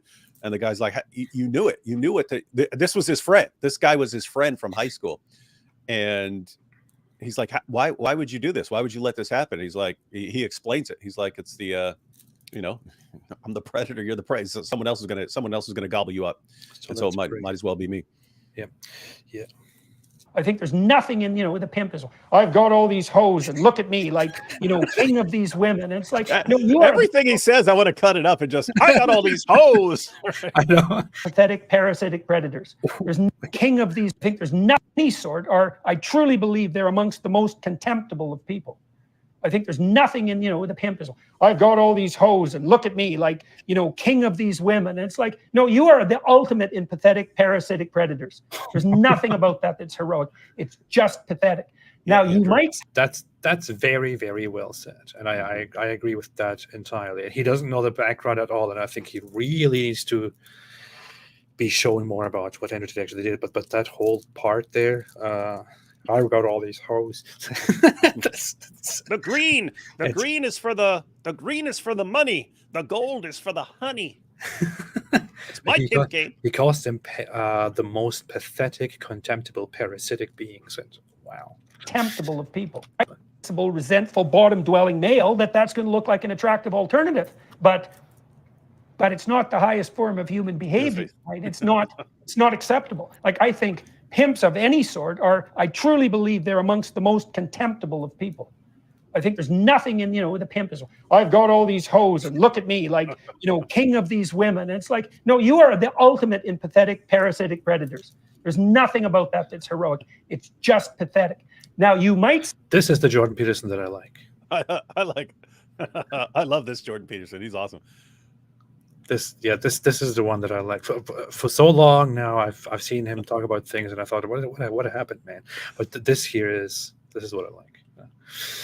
I always like the first time I ever saw him was because people had been talking about him. I had no clue who he was, and I clicked on a video, and it was him at a university, and all the students were all the like protesters because they were in there with him, and they're all shouting him down, and he gives an entire lecture like nothing's happening. Everyone's like shouting abuse at him the entire time, but his face is just totally normal. And so when we see blah blah blah blah blah, and I was like, this is awesome. This is hilarious that he just keeps going and talking as if these people aren't there shouting him down. Mm-hmm, mm-hmm, mm-hmm. If you're that type, well, at least I'm not as contemptible as the cowards who hide behind me. It's like, fair enough, There's ranks of order even in hell, and there's lower and higher demons, and the person who would like to do something terrible but is too cowardly to do it, that's a pretty damn low form of demon. But that doesn't mean the person who would like to do something and is courageous enough to do it, even though it's bad, isn't also a demon. And so, I think fundamentally that Tate serves his immediate self in this like impulsive, gratifying Yes. manner. And I think that goes Uh-huh. along with his, look at me, I'm in a Bugatti. It's like, fair enough, man. In some way. Look at me, I'm in a Bugatti. Yeah, it's very funny how he put it in very mild words, despite the fact that he did say that they are that Andrew Tate is basically a very contemptible, low form of being. And people like Andrew Tate will be in the lowest pit of hell, clinging to the hair on Satan's back. Yeah. Man, and he's basically calling Andrew Tate a pathetic, contemptible, parasitic person. That's what he said. But he's putting it but it's putting it very mildly here still. And telling men more on the, take responsibility for your life and do things. Mm-hmm. If that, it's hard to, I suppose, separate it from Well, in everything else. actual life, people are complex. No villain. I like this part. When I listen to this part, I like this part because I feel like this is something that lots of people need to hear, because people have this weird impression of human beings as if they were either completely good or completely bad, like in cartoons or I don't know, Marvel movies and things like that. But somebody can do really messed up things and be otherwise totally cool. Somebody can be or the opposite, however you want to take it. But this here is a good part. Do you think what he's been telling men more on the, take responsibility for your life and do things, Mm-hmm. if that, it's hard to, I suppose, separate it from Well, in everything else. actual life, people are complex. No villain is simple. No villain is simple, and in great literature, the great villain is a sympathetic figure. You're kind of on board for 75% of it. And not only that, you might also say, well, if I was in that position, I might do the same thing. Like, it's only a cartoon villain who's 100% evil, right? And so even when you meet someone who's dark and psychopathic to the core, you'll find, and I've had clients who were like, I had one client who had like 5 restraining orders out against him. He was actually quite comical. He's quite a young guy, small guy, slight, extremely intense. He had that kind of human shark thing going. And he was quite the horrible, riotous blast to work with, because he was a very interesting monster. And 5 restraining orders is a lot. Yep. And restraining orders don't work on the sort of people who need restraining orders. So don't be ever thinking a restraining order is going to help you. Not if a real monster's got you in his sights. And he had a paranoid end to him. And what that meant was, He's on a roll, man. What are you doing? Talking about one of his patients or clients or whatever who's I know. I just wanted to. I just thought of something. I didn't. This guy's relentless. I don't know if I wanted to mention it, but Hey, murdered by crayons posted this screenshot of Tristan Tate. He put in quotation marks, "Tristan Tate is a kidnapper. Is no more believable than Elon Musk robs connivance stores." He's so smart. He got connivance instead of convenience. But it's perfect example of what we're talking about here, about these guys misrepresenting what they've done, what they're accused of. Like, and then Murdered by Crayons points out, no one's accusing you of kidnapping. It's sex trafficking. They can't stop lying. Isn't it interesting? Like, this is a deliberate lie by Tristan Tate. He's trying to make it look like to the public that he's accused of kidnapping people, and that this is completely insane because he would never kidnap people. Like, why would he even do that? That is not what he's accused of. Yeah, they keep misrepresenting. They misrepresent what they're charged with, so that people go, "What? He didn't do that." Yeah. Because if they represent what they're being accused of accurately, it's the same stuff they've bragged about doing for years. And so you go, oh, yeah, they obviously did that. And so they have to misrepresent it. We're accused of kidnapping girls and making videos of TikTok money. Yeah. Stealing their TikTok money. Yeah. That's not what you're accused of, dude. None of that is what they are accused of. Not even close. Matter of fact, I think it was either Murdered by Crayons or Milk Bar, who I think posted a challenge saying, "Hey, we'll give you we'll give anyone $10,000 if you show us in the charges where this is what they're charged with." I think one of them did that. Yeah. Ridiculous people. ridiculous people. If he was ever insulted by you, Oh no, he said he'd delete his. He Blow said he the- would delete his channel. He said he'd delete his page if they can show him something like that. He said, "I'll delete my channel if you can show me." Inshallah. Inshallah. Yeah. and was, if he was ever insulted by you, he would blow the insult up and it would put enmity between the two of you. So like talking to him was quite the nightmare because you didn't get to make a mistake, and he was hyper vigilant because he was paranoid. So he's just watching you like a bloody hawk for every deviation from honesty. And like, I never lied to him. And if I thought he was doing something stupid and terrible, I just told him that looks to me like that's pretty stupid and terrible. Like there was no, I wasn't playing with him and I wasn't trying to impress him. And I talked to him for a long time, but he would, I remember he told me one time about going into a bank, you know, and he met one of those tellers that, you know, you go into an institution sometime, you meet somebody with bureaucratic personality disorder, and they decide that the good thing to do that day is to just screw up your life with some idiot complication just because they can. It's my job. Right, yeah. Well, you know, I have to do this, and they're playing their little power game because they're like Dostoevsky's underground man, and they're resentful to the core, and so they're going to just screw around with you. Well, now and then someone would do that with him, and he'd say, "I'm going to be your worst nightmare," and then what he meant was, I'm now going to commit a sizable proportion of my life and all my intellectual prowess to making you as miserable as I can possibly imagine. And then he would go do that. You know, George White said, AP, I'm not a fan of Andrew Tate at all. He's no role model, but you're attacking him not because you care for morality, but just want to score points against Islam. That's it. I want to say a few things here. Number one, even if it were true, so what? Number two, it's not true. I indeed, to number one, does that invalidate anything I said? To number two is, that's not even true. I actually posted about Andrew Tate on my YouTube channel before he converted to Islam, because people kept asking and said that that he's a horrible person who endorses horrible ideas, and you can go check that. I posted about it. I don't have to prove that. But thirdly, I also pointed out quite often here on my previous streams that Islam is probably the reason why I became so aware of Andrew Tate and what he does, because that's how it was brought up to me. That's how Muslims brought him up to me, and that's how others brought him up to me. That's how I became aware. And then I started digging into it and found out the things that he actually did and still does. And I was disgusted, and I found it horrible. And I started going after it, and I pointed out on several different occasions, this has nothing to do with Islam to me anymore.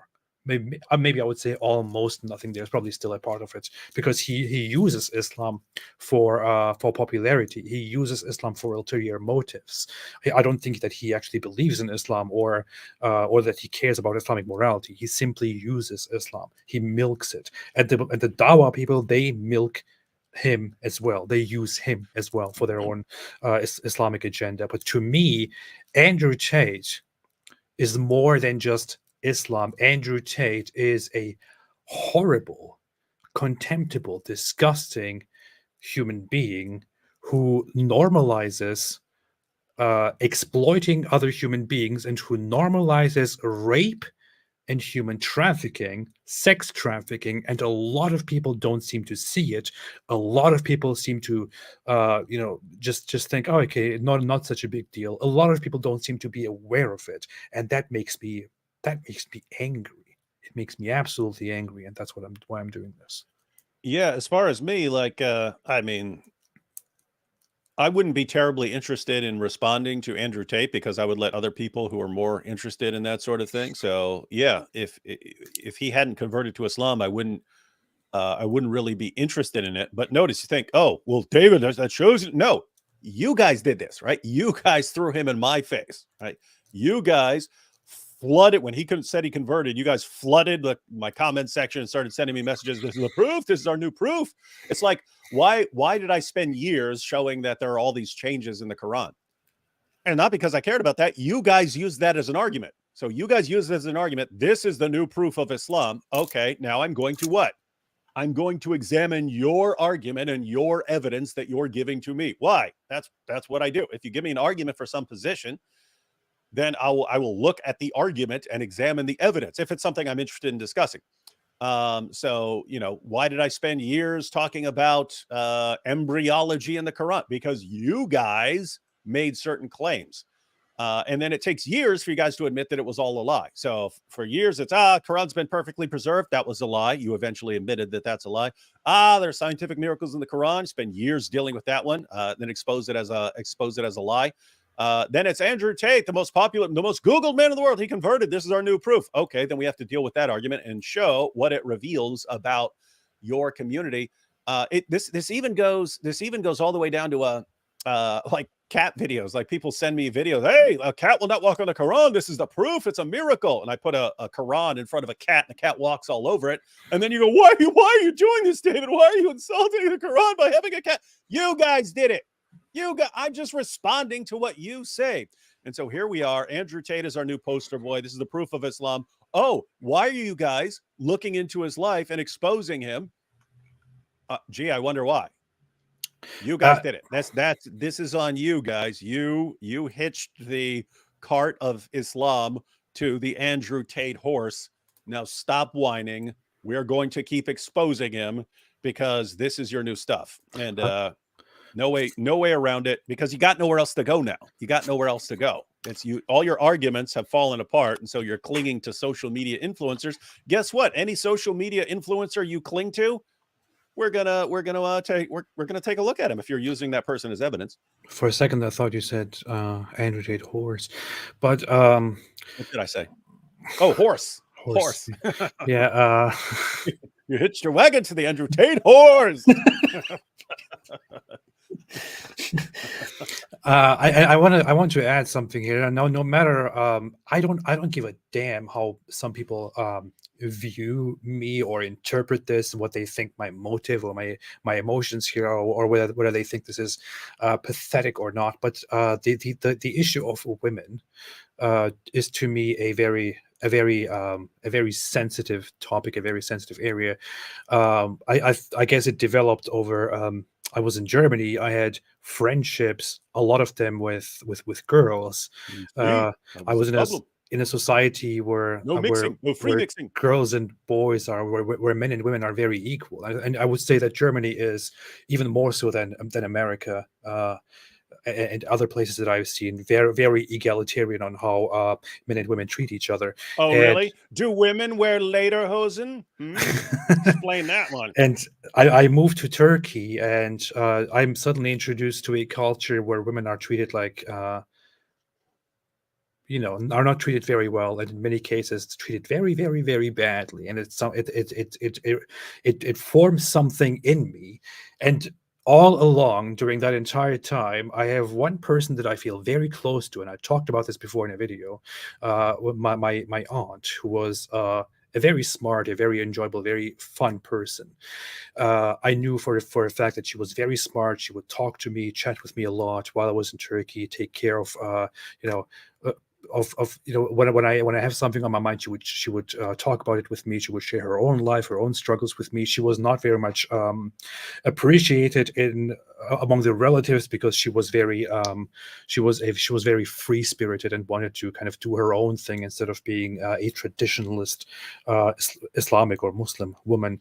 And I know that people, including very smart people, can get carried away and trapped into situations because if you know her story, she met a guy in Turkey and got married to him after having a little bit of a relationship with him and thinking, oh, this guy sounds like he's good, and sounds like I can have a good life with this guy together.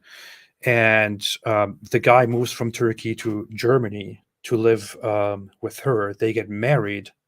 After a while, he starts getting quite abusive and quite jealous and controlling and weird.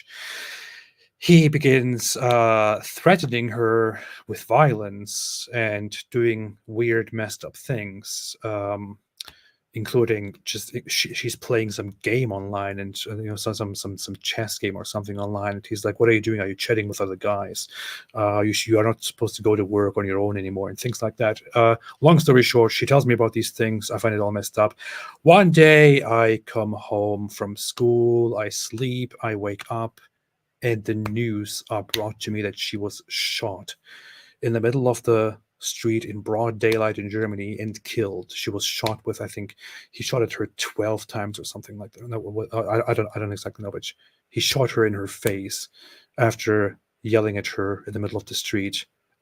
By the way, she got a restraining order on him. I actually remembered that because of what Jordan Peterson just said. She got a restraining order on him. The police forbid him from coming close to her. It didn't matter at all. He made his plans. He was jealous. He didn't want to let go of this woman that he had in his possession. He illegally got himself a gun in Germany, which you normally can't get, especially with his such immigration background. He gets a gun, confronts her, waits all day, confronts her, shoots her, and she dies immediately. And then he shoots himself as well and dies several days later while he's in a hospital. It was unbelievable to me, but it is one of those situations where I know that people who are smart, that a woman who is very smart can get trapped into a situation and be deceived by predators, by absolutely horrible, disgusting, violent predators, and then things can be done to her. So when somebody comes here and tells me, oh, women have agency, are you saying that women can't make their own decisions? Or, it's manipulation, she would have done it anyway. I just want to say, shut the fuck up. I'm sorry, David. You don't understand psychology. You don't understand what humans are capable of. You don't understand what humans can fall for.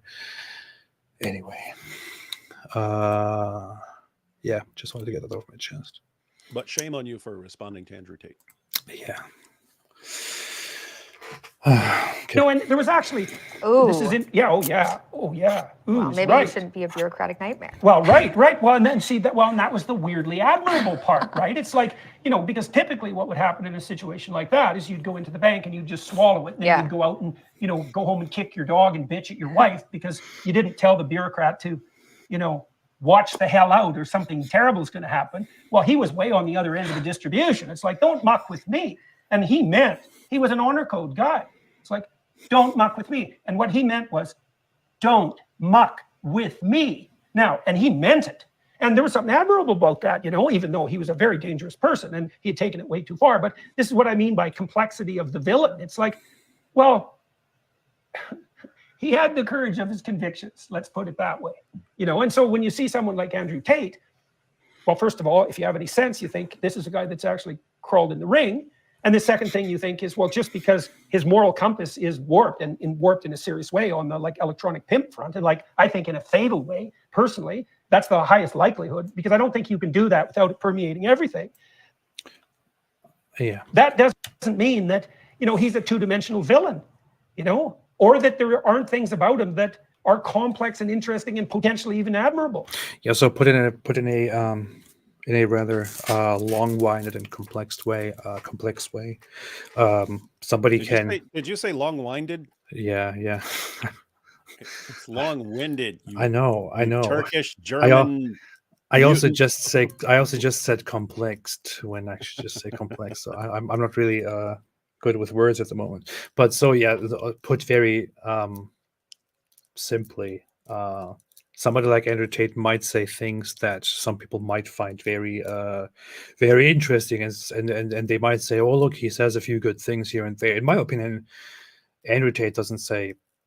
I haven't heard a single thing from him, and I want to be really fair, where I thought, good point.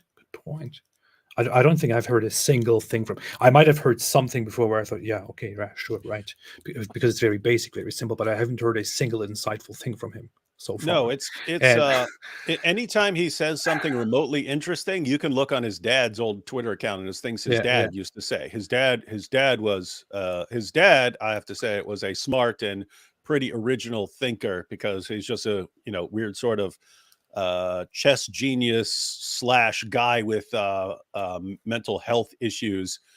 And so ends up with some interesting ways of looking at things. And Andrew Tate is raised with that. But whenever you see some interesting quotation or something from him, it's something he got from his dad, or it's basic self-help guru stuff that people could get from any other self-help guru.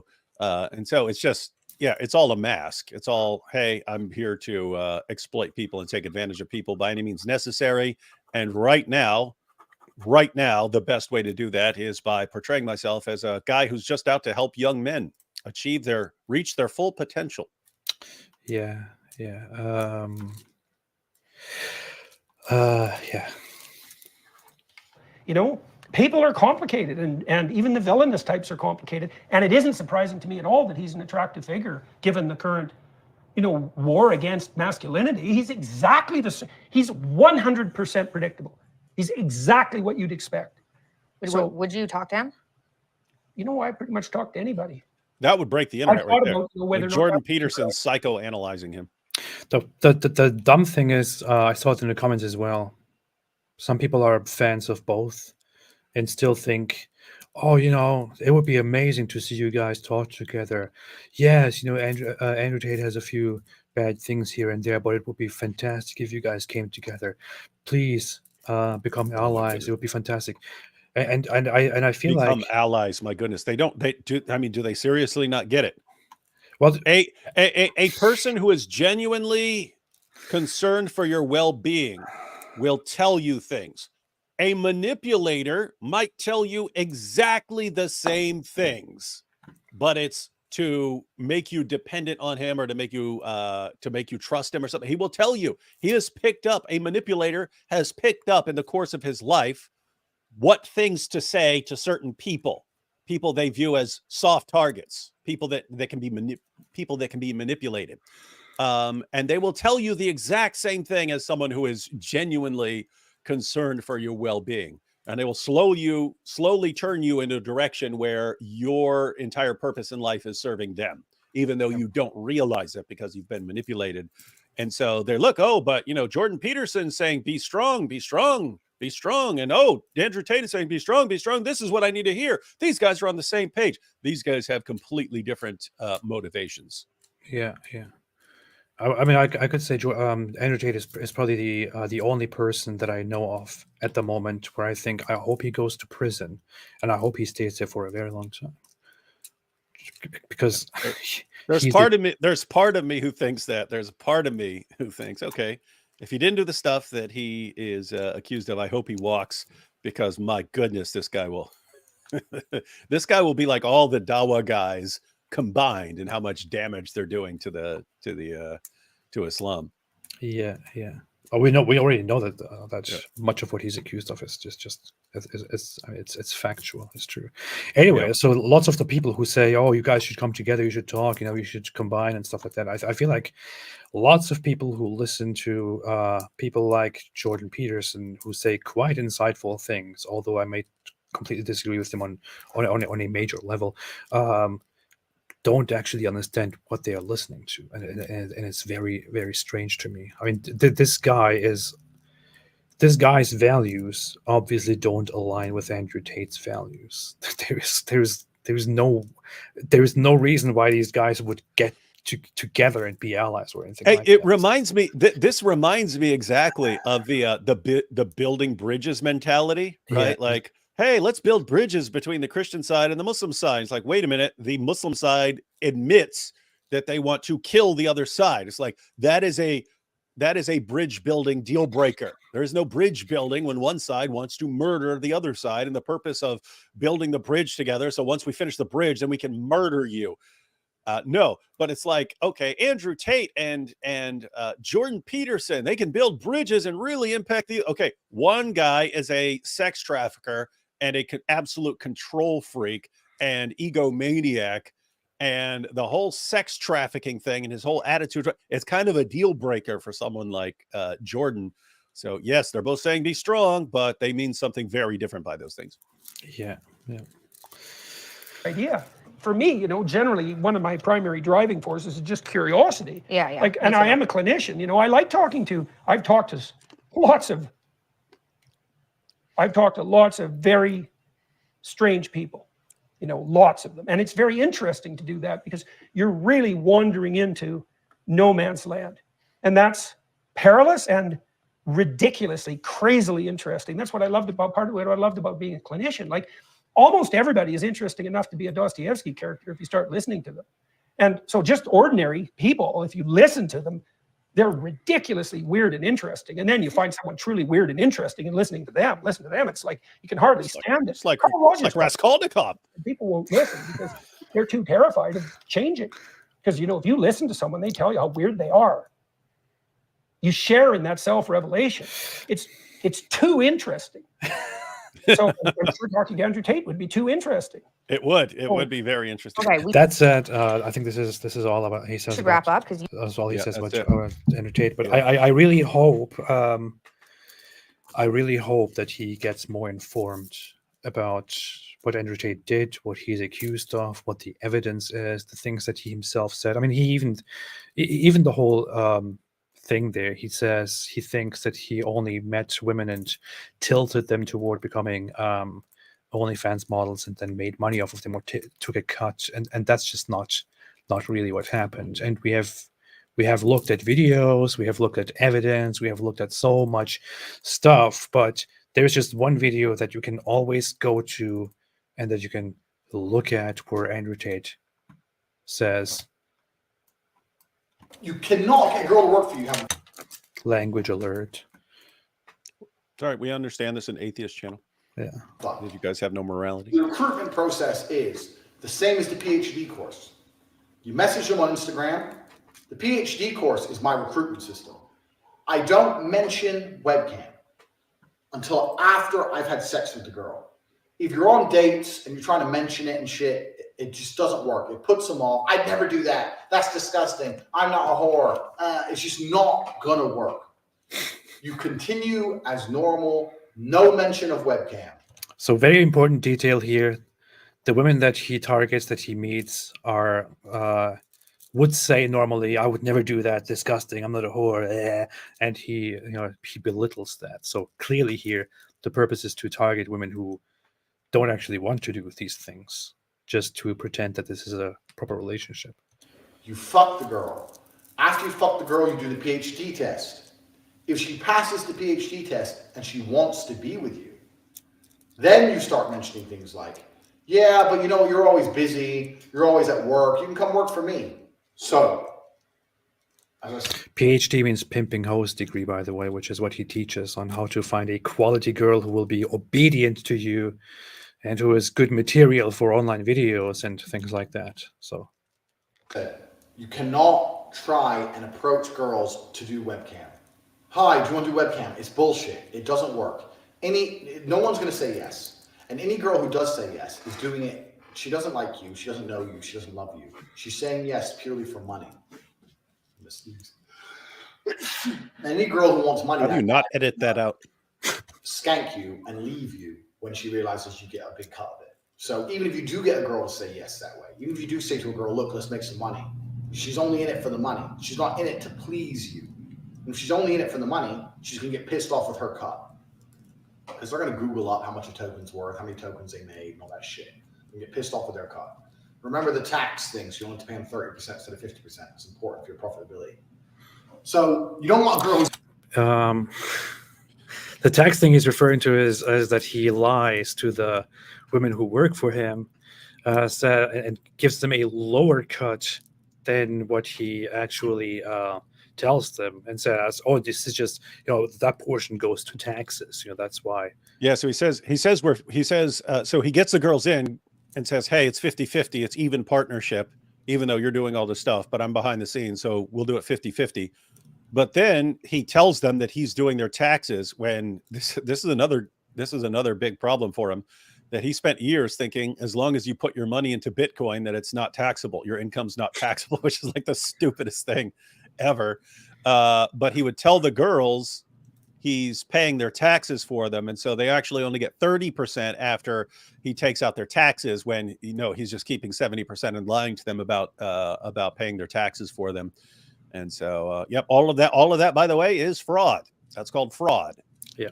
That's fraud against that's tax evasion for the government, and that's fraud against a person that you have a business arrangement with. So he says, if you just approach them with the business idea, they will most likely say no.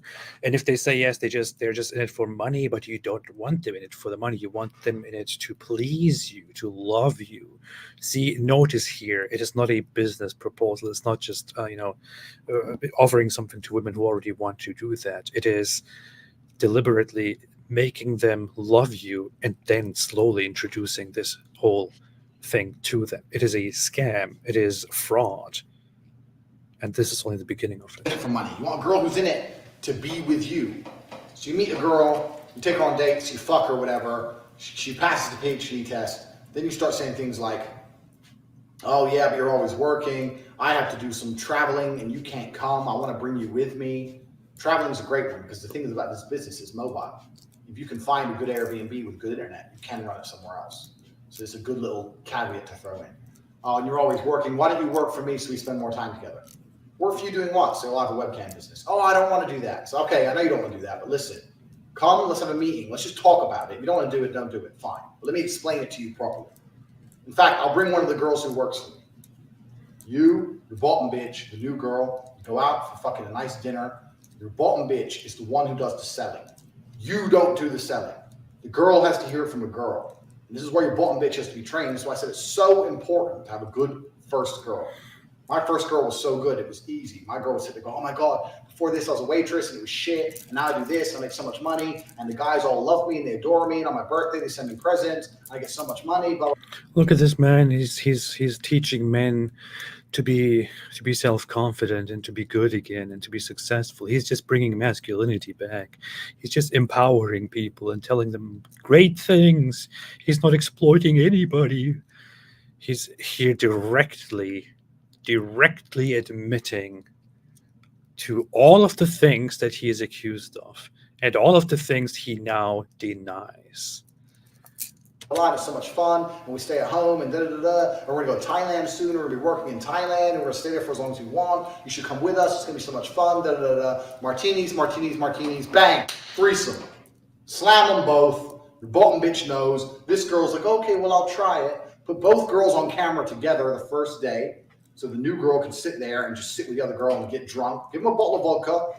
Put on the fucking chatterbait. 100 tokens per shot. The guys will send loads of money to get the girls drunk. That is a webcam site where you do pornographic live webcam things. So clearly it's not about TikTok. Clearly it's not about any of these things.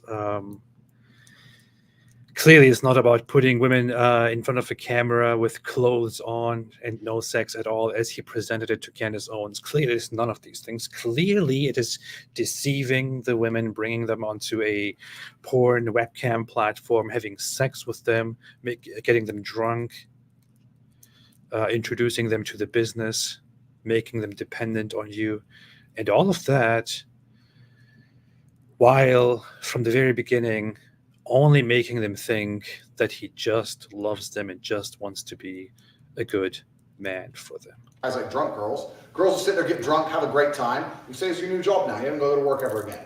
That's how you recruit girls. You do not recruit girls any other way. That's it. And that, ladies and gentlemen, is human trafficking. Mm-hmm. Yes, it's human trafficking. It is human trafficking. By the way, quick thing to point out, human trafficking does not necessarily involve kidnapping people and forcibly turning them into slaves. Jeffrey Epstein also didn't go around kidnapping people, putting them into vans, putting chains on them and putting them in cages and selling them and all of that. What he did was to hire girls and slowly groomed and eased them into doing sexual favors and sex work, and then through them hiring others to do that as well. And he is accused of human trafficking and found guilty for that, the same way that Andrew Tate will be eventually. Which brings it all back to the question of what happened between Andrew Tate and Mikhaila. Someone posted, and I've seen. I haven't seen Andrew Tate saying it, but people have said that Andrew Tate hasn't claimed that they did anything. Just he's confirmed basically her story that we didn't do anything together. Yeah. And that's what Mikhaila says. And so all the people who are saying, he banged her, that's why dad is mad about it. I mean, think if Jordan, this is how you have to look at stuff when people are making accusations, because guess what? You got a picture of Mikhaila Peterson, dressed nice beside Andrew Tate, has got his arm around her. Oh, look at that. What could that mean? Well, it could mean, they did something. It could mean they, met for business discussion or something like that, but looked like they were comfy together. So, hey, what's going on there? And then, so if you want to know what actually happened when a bunch of Tate fans were running around, Jordan Peterson's just mad because Andrew banged his daughter or something like that, then you think, okay, we got two hypotheses here. It's basically what Mikhaila says happened, or the Andrew Tate fans' version of what happened, where Tate banged her and then Jordan Peterson is mad about it, so he starts attacking Andrew Tate. You think, okay, what makes the most sense here in light of the evidence? Which hypothesis actually fits the evidence? For Jordan Peterson, I mean, if you knew some dude banged your daughter and could start talking about it at any time and running his mouth about it, do you really want to start messing with that dude and saying, pimps are the lowest form of life and blah, blah, blah, blah, blah? Do you want to start messing with the dude who could just come back with, you're mad because I banged your daughter? Probably not what someone would do. Mikhaila, what would she do in this situation? Would she lie about it? I don't know, because notice, if they did hook up or something like that, she could come out and say, yes, I hooked up, but it was a mistake, or she could lie about it, or she's telling the truth. So which one is most likely? Yeah, so you'd have to say, why would she be making up a story? But notice, you could imagine a scenario where she wouldn't want to acknowledge that she hooked up, and so she could lie about it. And so let's suppose the evidence is even there. And so it comes down mainly to Andrew Tate. This is a guy who is massively obsessed with controlling other people and with having things to hold over people's head to maintain control over them. If this dude the entire time is sitting on this trump card, where every time Jordan Peterson or Mikhaila says one word about me, he can say, I banged Mikhaila. That is exactly what he'd be doing, right? Or he'd be using it as a threat. And so the fact that Andrew Tate is, what she said happened, that's what happened. Even as Jordan Peterson is blasting away at him and insulting him and calling him a pimp and the lowest form of life and so on, does not fit Andrew Tate. So him pursuing her sexually to make a lot of whole sense. Andrew Tate, we've seen him repeatedly say he's not interested in sex except as a means of controlling people. And we know the type of people that he likes to control. And so none of that fits. But yeah, with a guy who's a narcissist and obsessed with controlling other people and using whatever he can as a means to control other people, the idea that the Petersons are blasting away at him like that, mocking him, condemning him, and he's not blasting back with, nope, they really don't care. They really have no moral objection to me. They're just mad because I banged Mikhaila. The fact that he's not using that, I would say massively, massively favors the hypothesis that things are just as Mikhaila has said they are. And, I believe her side. Yeah, so I do too. I believe her side. I believe it. You heard it here, folks. The mystery has been solved unless some new relevant evidence or information comes in. The jury is in. To be honest, I don't really care. No, I wouldn't care either. I wouldn't care either. I wouldn't care. I only care in the sense that, notice it parallels the situation with like an ex-Muslim woman that hey, we don't have anything on her, so we'll just call her a whore and blah blah blah blah blah, and throw that in their face. And it's a means of responding when you have nothing else to respond to, right? So Jordan Peterson calls Tate the lowest form of human life. What do you say back to him? You want to get into an argument with him about what Tate did? No, because the evidence is clear on what Tate did. You don't want to take the conversation in that direction. You want a conversation stopper. And hey, you're just mad because he banged your daughter. Well, no, I'm not. I'm actually concerned about the impact. No. You're just mad because he banged your daughter. It's the same thing. It's the same thing with like you're only saying this because you're a dirty whore. You're only criticizing Islam because you want to go do OnlyFans and get banged by a bunch of dudes. It's just, hey, we don't want to actually engage with what you're saying. We want to stop we want to stop what you're saying. And so it's just another form of control. What's interesting is like you have Tate's like that. He likes complete control over his women, but then he's got all his fans and they become like an extension of it. So they run around, even though he's not saying she did this, they'll run around and do that. And it's just interesting that people will try to silence people by any means necessary.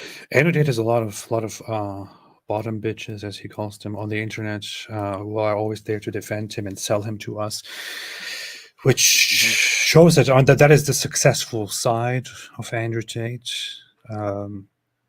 But I wish they can find better jobs or better things to do with their lives. Yep. Oh, better? Oh, so you have a moral code. Interesting. It's because you're scared. Yeah, you see this tweet here. It says from Andrew Tate from a long time ago. Only time you can beat her up without going to jail is during sex. You think I'm passionate, but really I just don't like you. You might think, oh, this is put in a peculiar way. What he's basically saying is, I don't like her. I can beat her up during sex. Yeah, but I just always want to beat her up.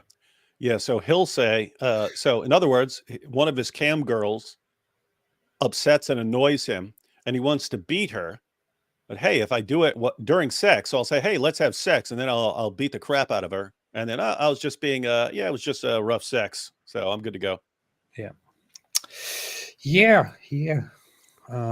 There's one interesting clip I want to show. By the way, I was supposed to be downstairs a few minutes ago, so I don't guess, and then I have to bolt while you go through a bunch of dumb super chats. Fictional ones, real ones, doesn't matter if they're on TV or any book.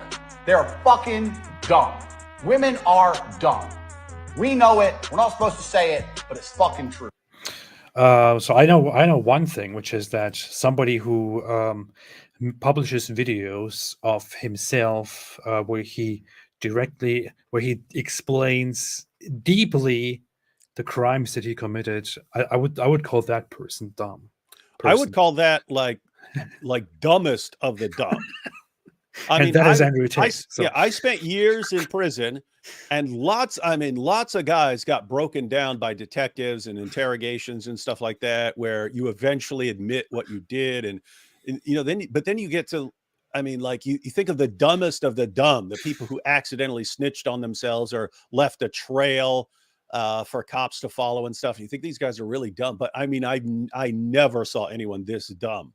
As far as the ultimate self-snitch, no one was even close. If you took all the dumbness of all the people I've ever encountered in jails and prisons who self-snitched, this is like he's more than all of them combined. And notice the point here is you can be really smart in one area, like manipulating people, and like completely stupid in another. You can be great at literature and be awful at mathematics, be terrible at mathematics. And yeah, so Tate is like dumbest of the dumb in one way, and good at picking up on what works to manipulate people. And he uses that with his fans. He uses that with Islam. He's used that with women. He's used that with men. And that's how he rolls.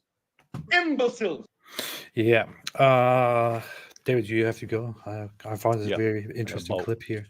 Wait, watch this clip and then okay, I'll watch this. Okay. You are the sun rotates.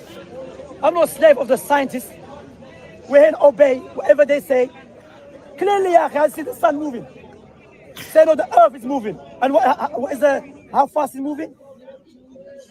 This is some ridiculous speed, akhi. It's spinning at 24,000 miles an hour at the equator. Nothing to do with the topic, but here is this guy basically saying, ridiculous speed أخي. So ايش هذا الكلمة تسرعات أخي. Yes, it's a كفر. شيخ ابن باز رحمه الله تعالى said it's a كفر. Wait, did you just say it's kufr to say the Earth is going around the sun? yeah, he said it's What did you kufr. It's kufr to say that the sun is not moving. It's kufr to say that the earth is moving around the sun. He can clearly see that the sun is moving, and that the Sheikh Ibn Baz he ruled that it's kufr to say otherwise. So That's like notice that's like being on a train and saying, "Look, I can clearly see that outside is moving. Look, it's moving right past me. Look at that, it's moving right past me. Oh my goodness, you see it? It's you kufr. see? It's kufr to say I'm moving. This outside is obviously moving. I see it with my own eyes." yeah.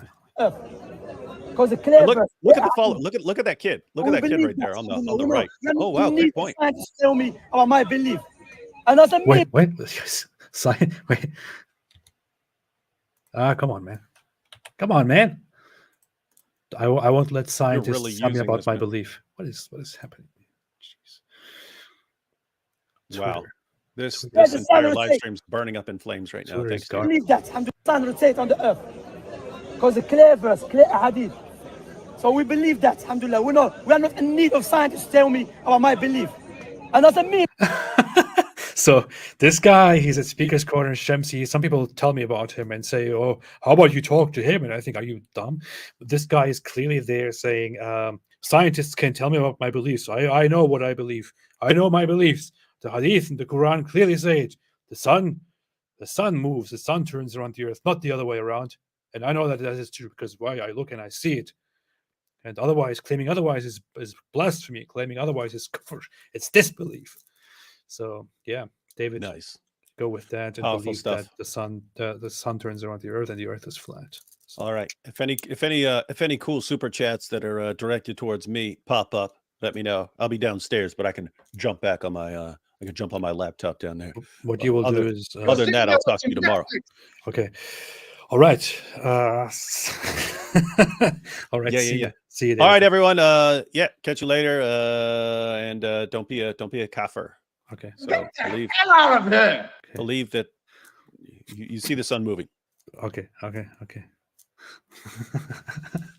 All right. Let's see. I'll go through super chats and then I will leave as well. All right. D. Bordeaux has been a member for a very long time. D, always nice to see you here. Angel Diaz said, even Andrew admitted they did nothing while interviewed. There's clips of it. I saw that too. I didn't bring it up because I'm sick of watching him. And I think he was on that Fresh and Fit show. Bunch of scumbags. Stefan Milievich said he was interesting at the beginning. Tate, as opposition to woke culture, but nothing more. You just can't make role model out of sex trafficker, period. I personally thought there was nothing interesting. He popped up first. I saw him on social media. He popped up and I thought, what an annoying, horrible person. Miyad Naibi said, David, you do Tate impression, Genghis Khan, Batman. Do you do Tate impression? If he sees this, he'll probably be very interested and come back online and do that. Charlie Hill made a super chat. Thank you. Nix Highlander, thank you so much. Charlie Hill said, Tate's rise is due to what? Young men feeling lost, powerless. Now I see it. Honestly, I know I get hate for this, but people say stuff like it's because there are no proper male role models left in society and things like that. It's because masculinity is going down the drain. I'm sorry, but if I look back, nothing changed. Like literally nothing changed in the last 30, 40 years. In my lifetime, nothing changed in the last 30 years. Or the ones that I was consciously aware of the last 20 years. Nothing changed. We still have the same male role models. They are still around if you want to pick them, if you need them so much. I personally never really thought I need to follow some weirdo, some scumbag talking about how to be a man. I could learn it from different sources. I could learn it by myself. I could learn it from many proper sources instead of that garbage. But I just don't buy the whole idea of there are no proper male role models anymore. There were in the past. Nope.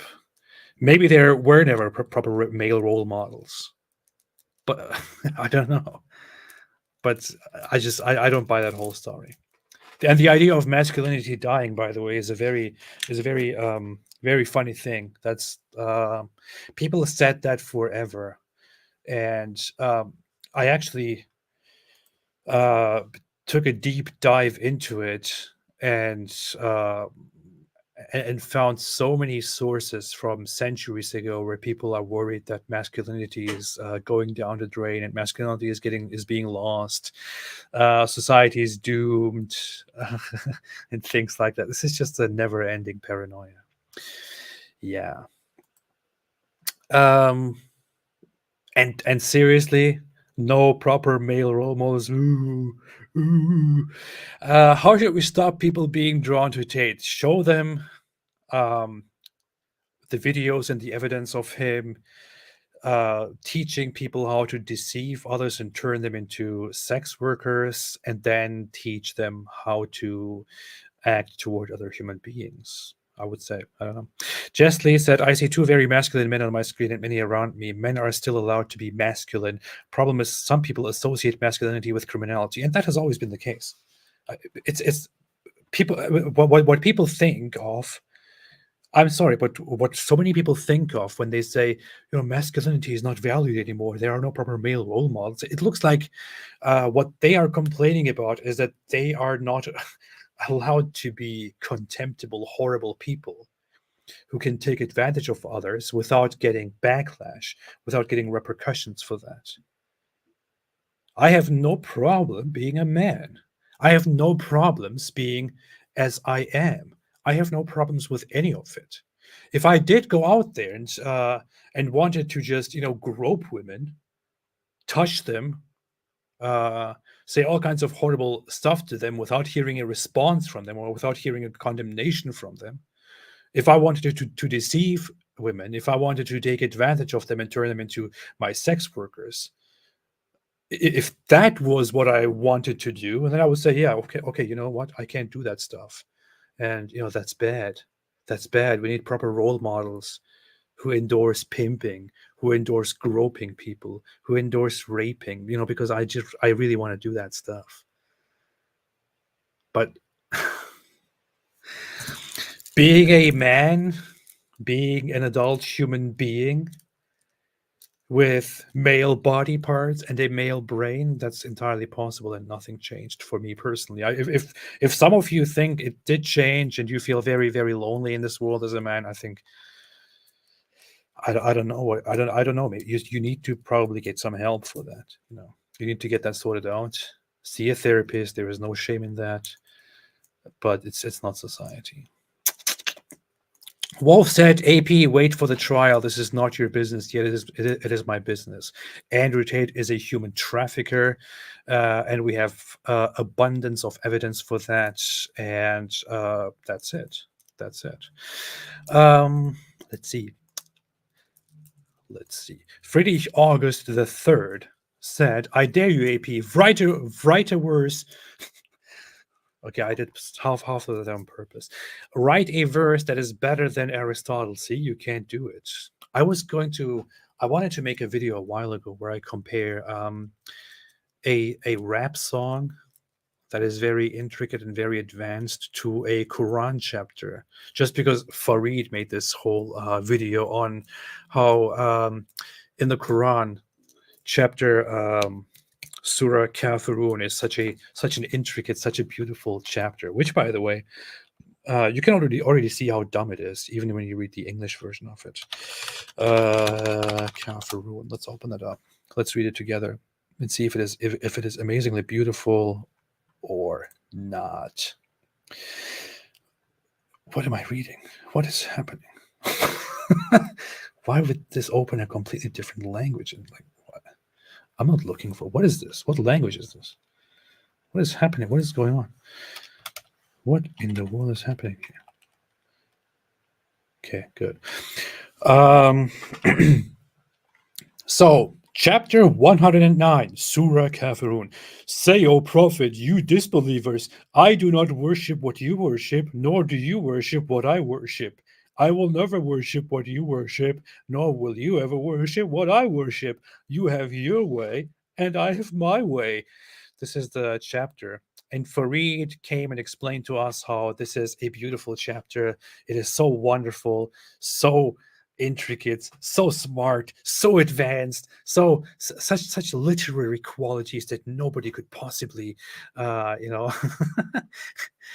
imitate or make better. And this is just ridiculous, man. It's just ridiculous. And he was analyzing the Arabic part of it and pointing out how the Arabic original is wonderful and beautiful. And of course, it gets lost if you translate it. But there's nothing special about it. Oh yeah, somebody will challenge me to read this in Arabic. If you prove that you were an ex-Muslim, read it in Arabic. Let's see if I can still do this. قُلْ يَا أَيُّهَا الْكَافِرُونَ لَا أَعْبُدُ مَا تَعْبُدُونَ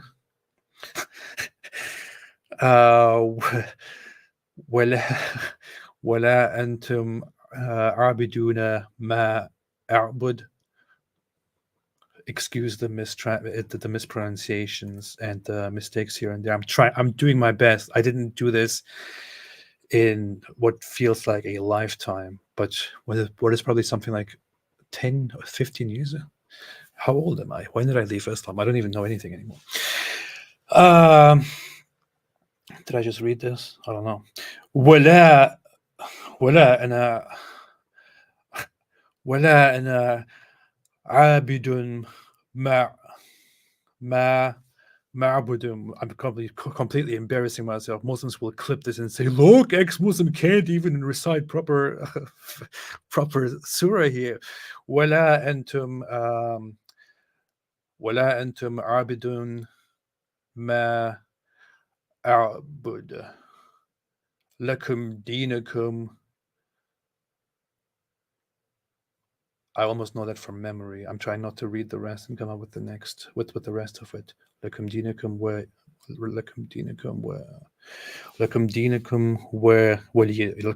ولي دين. Okay, well, yeah. See, I figured it out. See, I did it. Anyway, and Fareed was saying this is a beautiful Quran chapter. I want to take this and compare it to something from.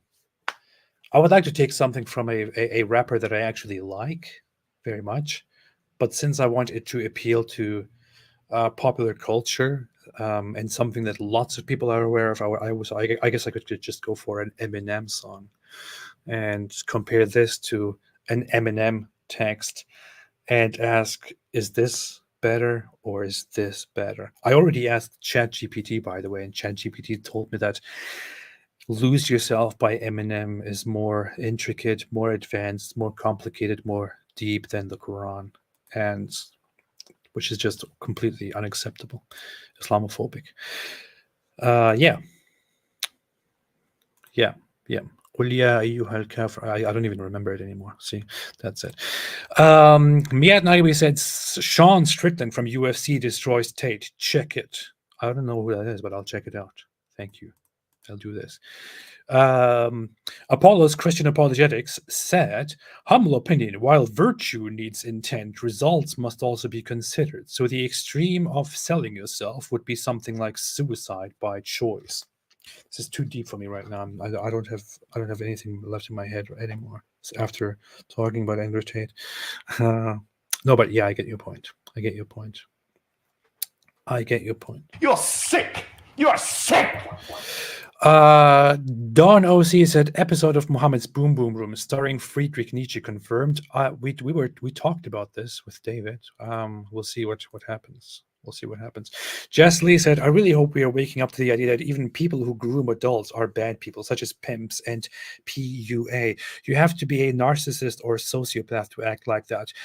What I find very interesting, lots of people shared when Donald Trump several months ago published a video where he talked about human trafficking, because he had just seen that movie that came out, which I still didn't watch.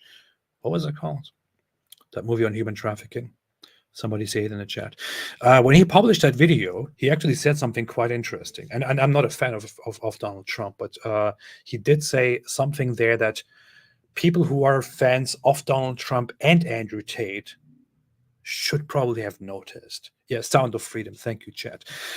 What he said in that video is that human trafficking is a horrible thing that is going on, and lots of children are being targeted. But then he said at the end of that video that that the number one victims are actually not children. The number one victims are women. That's what Donald Trump said. It's not me saying it. It's not some woke person saying it. It's not some progressive saying it. Not some feminist or whatever you want to call it saying it. It's Donald Trump pointing out something accurate. He actually said that the number one victims in human trafficking are actually women. Number two are children, and this is happening on a large scale around the world for really messed up purposes, primarily for sex and then labor. Yeah. Kay Hamilton made a super chat. Thank you so much. I really appreciate it. Thank you so much. Thank you so much. Did Trump lie though? No, of course he was completely right about that. He's right about that. In human trafficking, women are the primary victims. It's not kids. But people are more emotionally. People react to it more emotionally when they hear about kids. And yes, also for organs, Zagros, thank you. Kay Hamilton said 15 years old. Wow, when even the Tate brothers have higher standards than their fake prophet. I couldn't predict that this is going there, but yes. As far as we know, Andrew Tate's youngest victim that he groomed was 15 years old when they met. But that's only what we know so far. Maybe there was more. I'm not sure. I'm not entirely sure about that. William said Taken was good. Taken was an interesting movie, an entertaining movie to watch. I think mostly it is known nowadays for that whole that scene. How's it go? I will be looking for you. I will find you, and I will kill you, or something like that.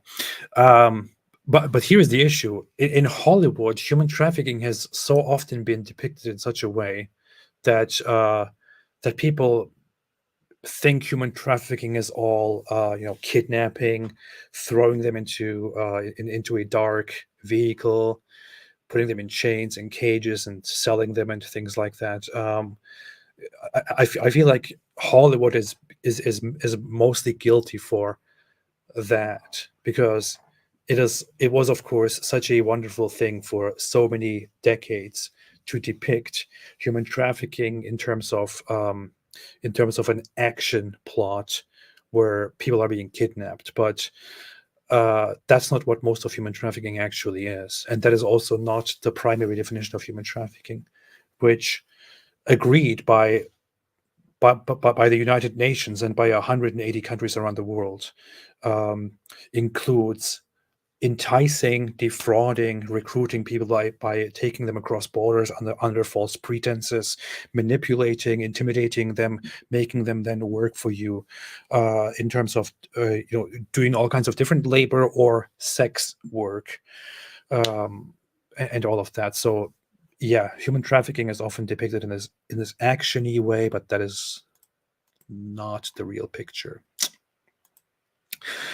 HD Infinity said Tate should do Dawa. He's a pro at Islamic teachings. I would say that even Islam has standards.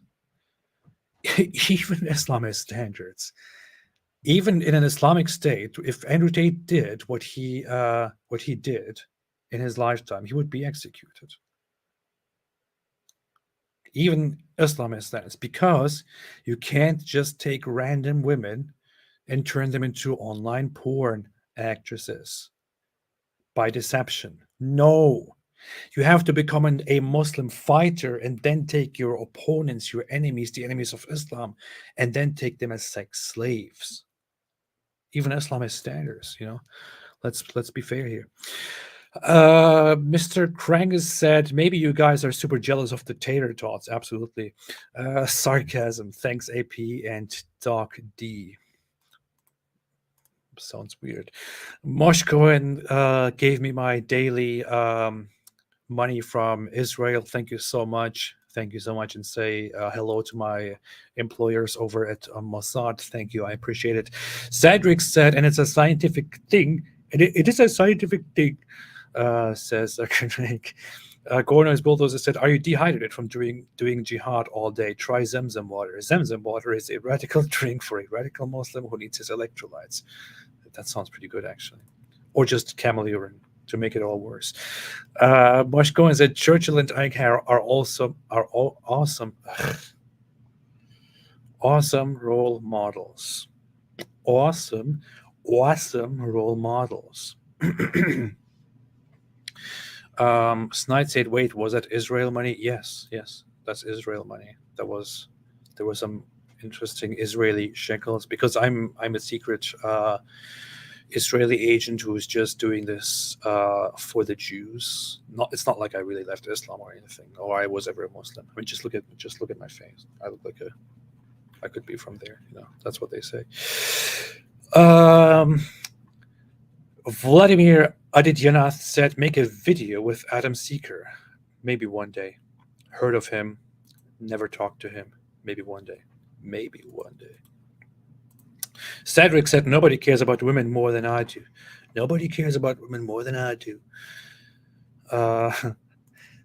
Gordon Ice Bulldozer says, sorry, but I had to do it and you should too. I don't know what you're talking about. You mean drinking Zamzam water? Or what are you talking about? I don't know. Don't do that.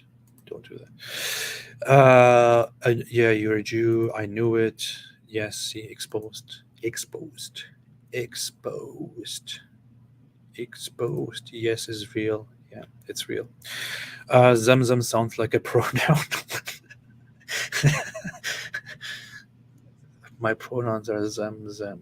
Or my pronouns are Zamzam and whatever. Count Booga said, yes, you're doing well, AP. Us Jews are proud. Oh, thank you, man. Thank you. I'm very relieved about that. Thank you. I'm not sure if I'm always making them happy, but I'm trying to do my best. Yeah. All right. Okay. Thanks, everybody. I will go and have a good day. Oh yeah, Thermite said, "Schlachen." I don't know how to read Hebrew at all. I'm just pretending. I hope he said something good. This probably said something horrible, and I just put it on the screen here. I don't know. Who knows nowadays? First said, AP, go on trigonometry. I actually watch trigonometry. I think it's a very, very nice channel. Konstantin is a funny guy. The other one too, I hope he never hears this because I forgot what his name is. What's the other guy's name? Konstantin Kissen, and so the other guy is so irrelevant that nobody cares about him, and I don't even know what his name is.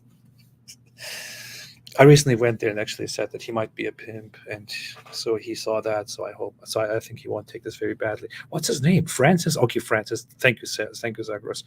Yeah, Constantine and Francis. Yeah. Okay, it's Francis. No, I really like Constantine's balanced approach to things, and I think he's an interesting person with integrity, and I really respect those guys. I like their channel. I do respect it, and they did say before that they wanted to invite me onto their channel to have a discussion with a Muslim, and I thought, hey, okay, I'll do it, or just invite me without a Muslim. I don't care, just do it. I would love that. But so far they have not made a plan yet, or at least they didn't tell me about it yet. I don't know. But yeah, no, I'm aware of trigonometry, and I love their channel. Right Prophet said, my pronouns are Allah, God. It's very disrespectful. Very, very disrespectful. The Artifact said, glasses guy. Yeah, that guy. His name is Glasses Guy, apparently. Thermite said, AP is perhaps the most important YouTuber on the platform. I would say I am the most important person on the screen here, I would say. I am the most important person on the screen right now. Yeah. Helicoptero start. No, I know he was a Jew. I knew he was a Jew. Yes, I'm completely, I'm exposed. All right. Thanks everybody. Help support this channel. Make sure to support this channel. I need your help so I can spread the word and make more people ex-Muslims and all that. Thanks everybody for tuning in again. We will be live tomorrow on David Wood's channel. Why are you the prayerful said Apostate Prophet show the destiny clip? How often do you want me to how often do you want me to play that clip? I find it so funny and so offensive and so typical Destiny. But I can't just show it every single time, especially since it is so offensive. But maybe we can just comment on it. I don't know. Maybe we can just comment on it. Let's see. La la la la la la la la. Destiny. I have him. I follow Destiny. Let's see. Where's that clip? Maybe we just want to figure out what he's saying. I just changed my mind. I don't want to show it anymore. But no, I already said it. Now I have to show it. See. This is so funny. The video is titled based on his Kick channel. Okay. The media could not be loaded. See, it doesn't work. I'm sorry. Doesn't work. Can't show it. Doesn't work. I'm very, very sorry. Okay. Doesn't work. But it's basically a video of Destiny explaining why Muslims don't have a problem with being accused. Okay, here it works. Now I have no excuse left. Strong language warning to all of those who are sitting there with their kids, as everyone always does. Okay. But yeah, I mean, I don't know. I don't know. I think that's stupid to grift a religion for moral context or moral backing. I mean, it works. I mean, I think it's incredibly popular right now to say you're Muslim if you're in the red pill space, but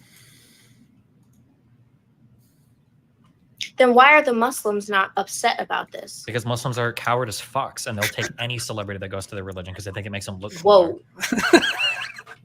Whoa. Oh my goodness. They're literally the most welcoming cuck losers on the internet. Like any random fucking person. If fucking Epstein would have had a prayer rug when they found him like fucking hanging in his jail cell, like Muslims would congratulate him for converting. Like that's how desperate they are for celebrities. Muslims would congratulate. This is such an unhinged, pure, typical Destiny moment. It's just.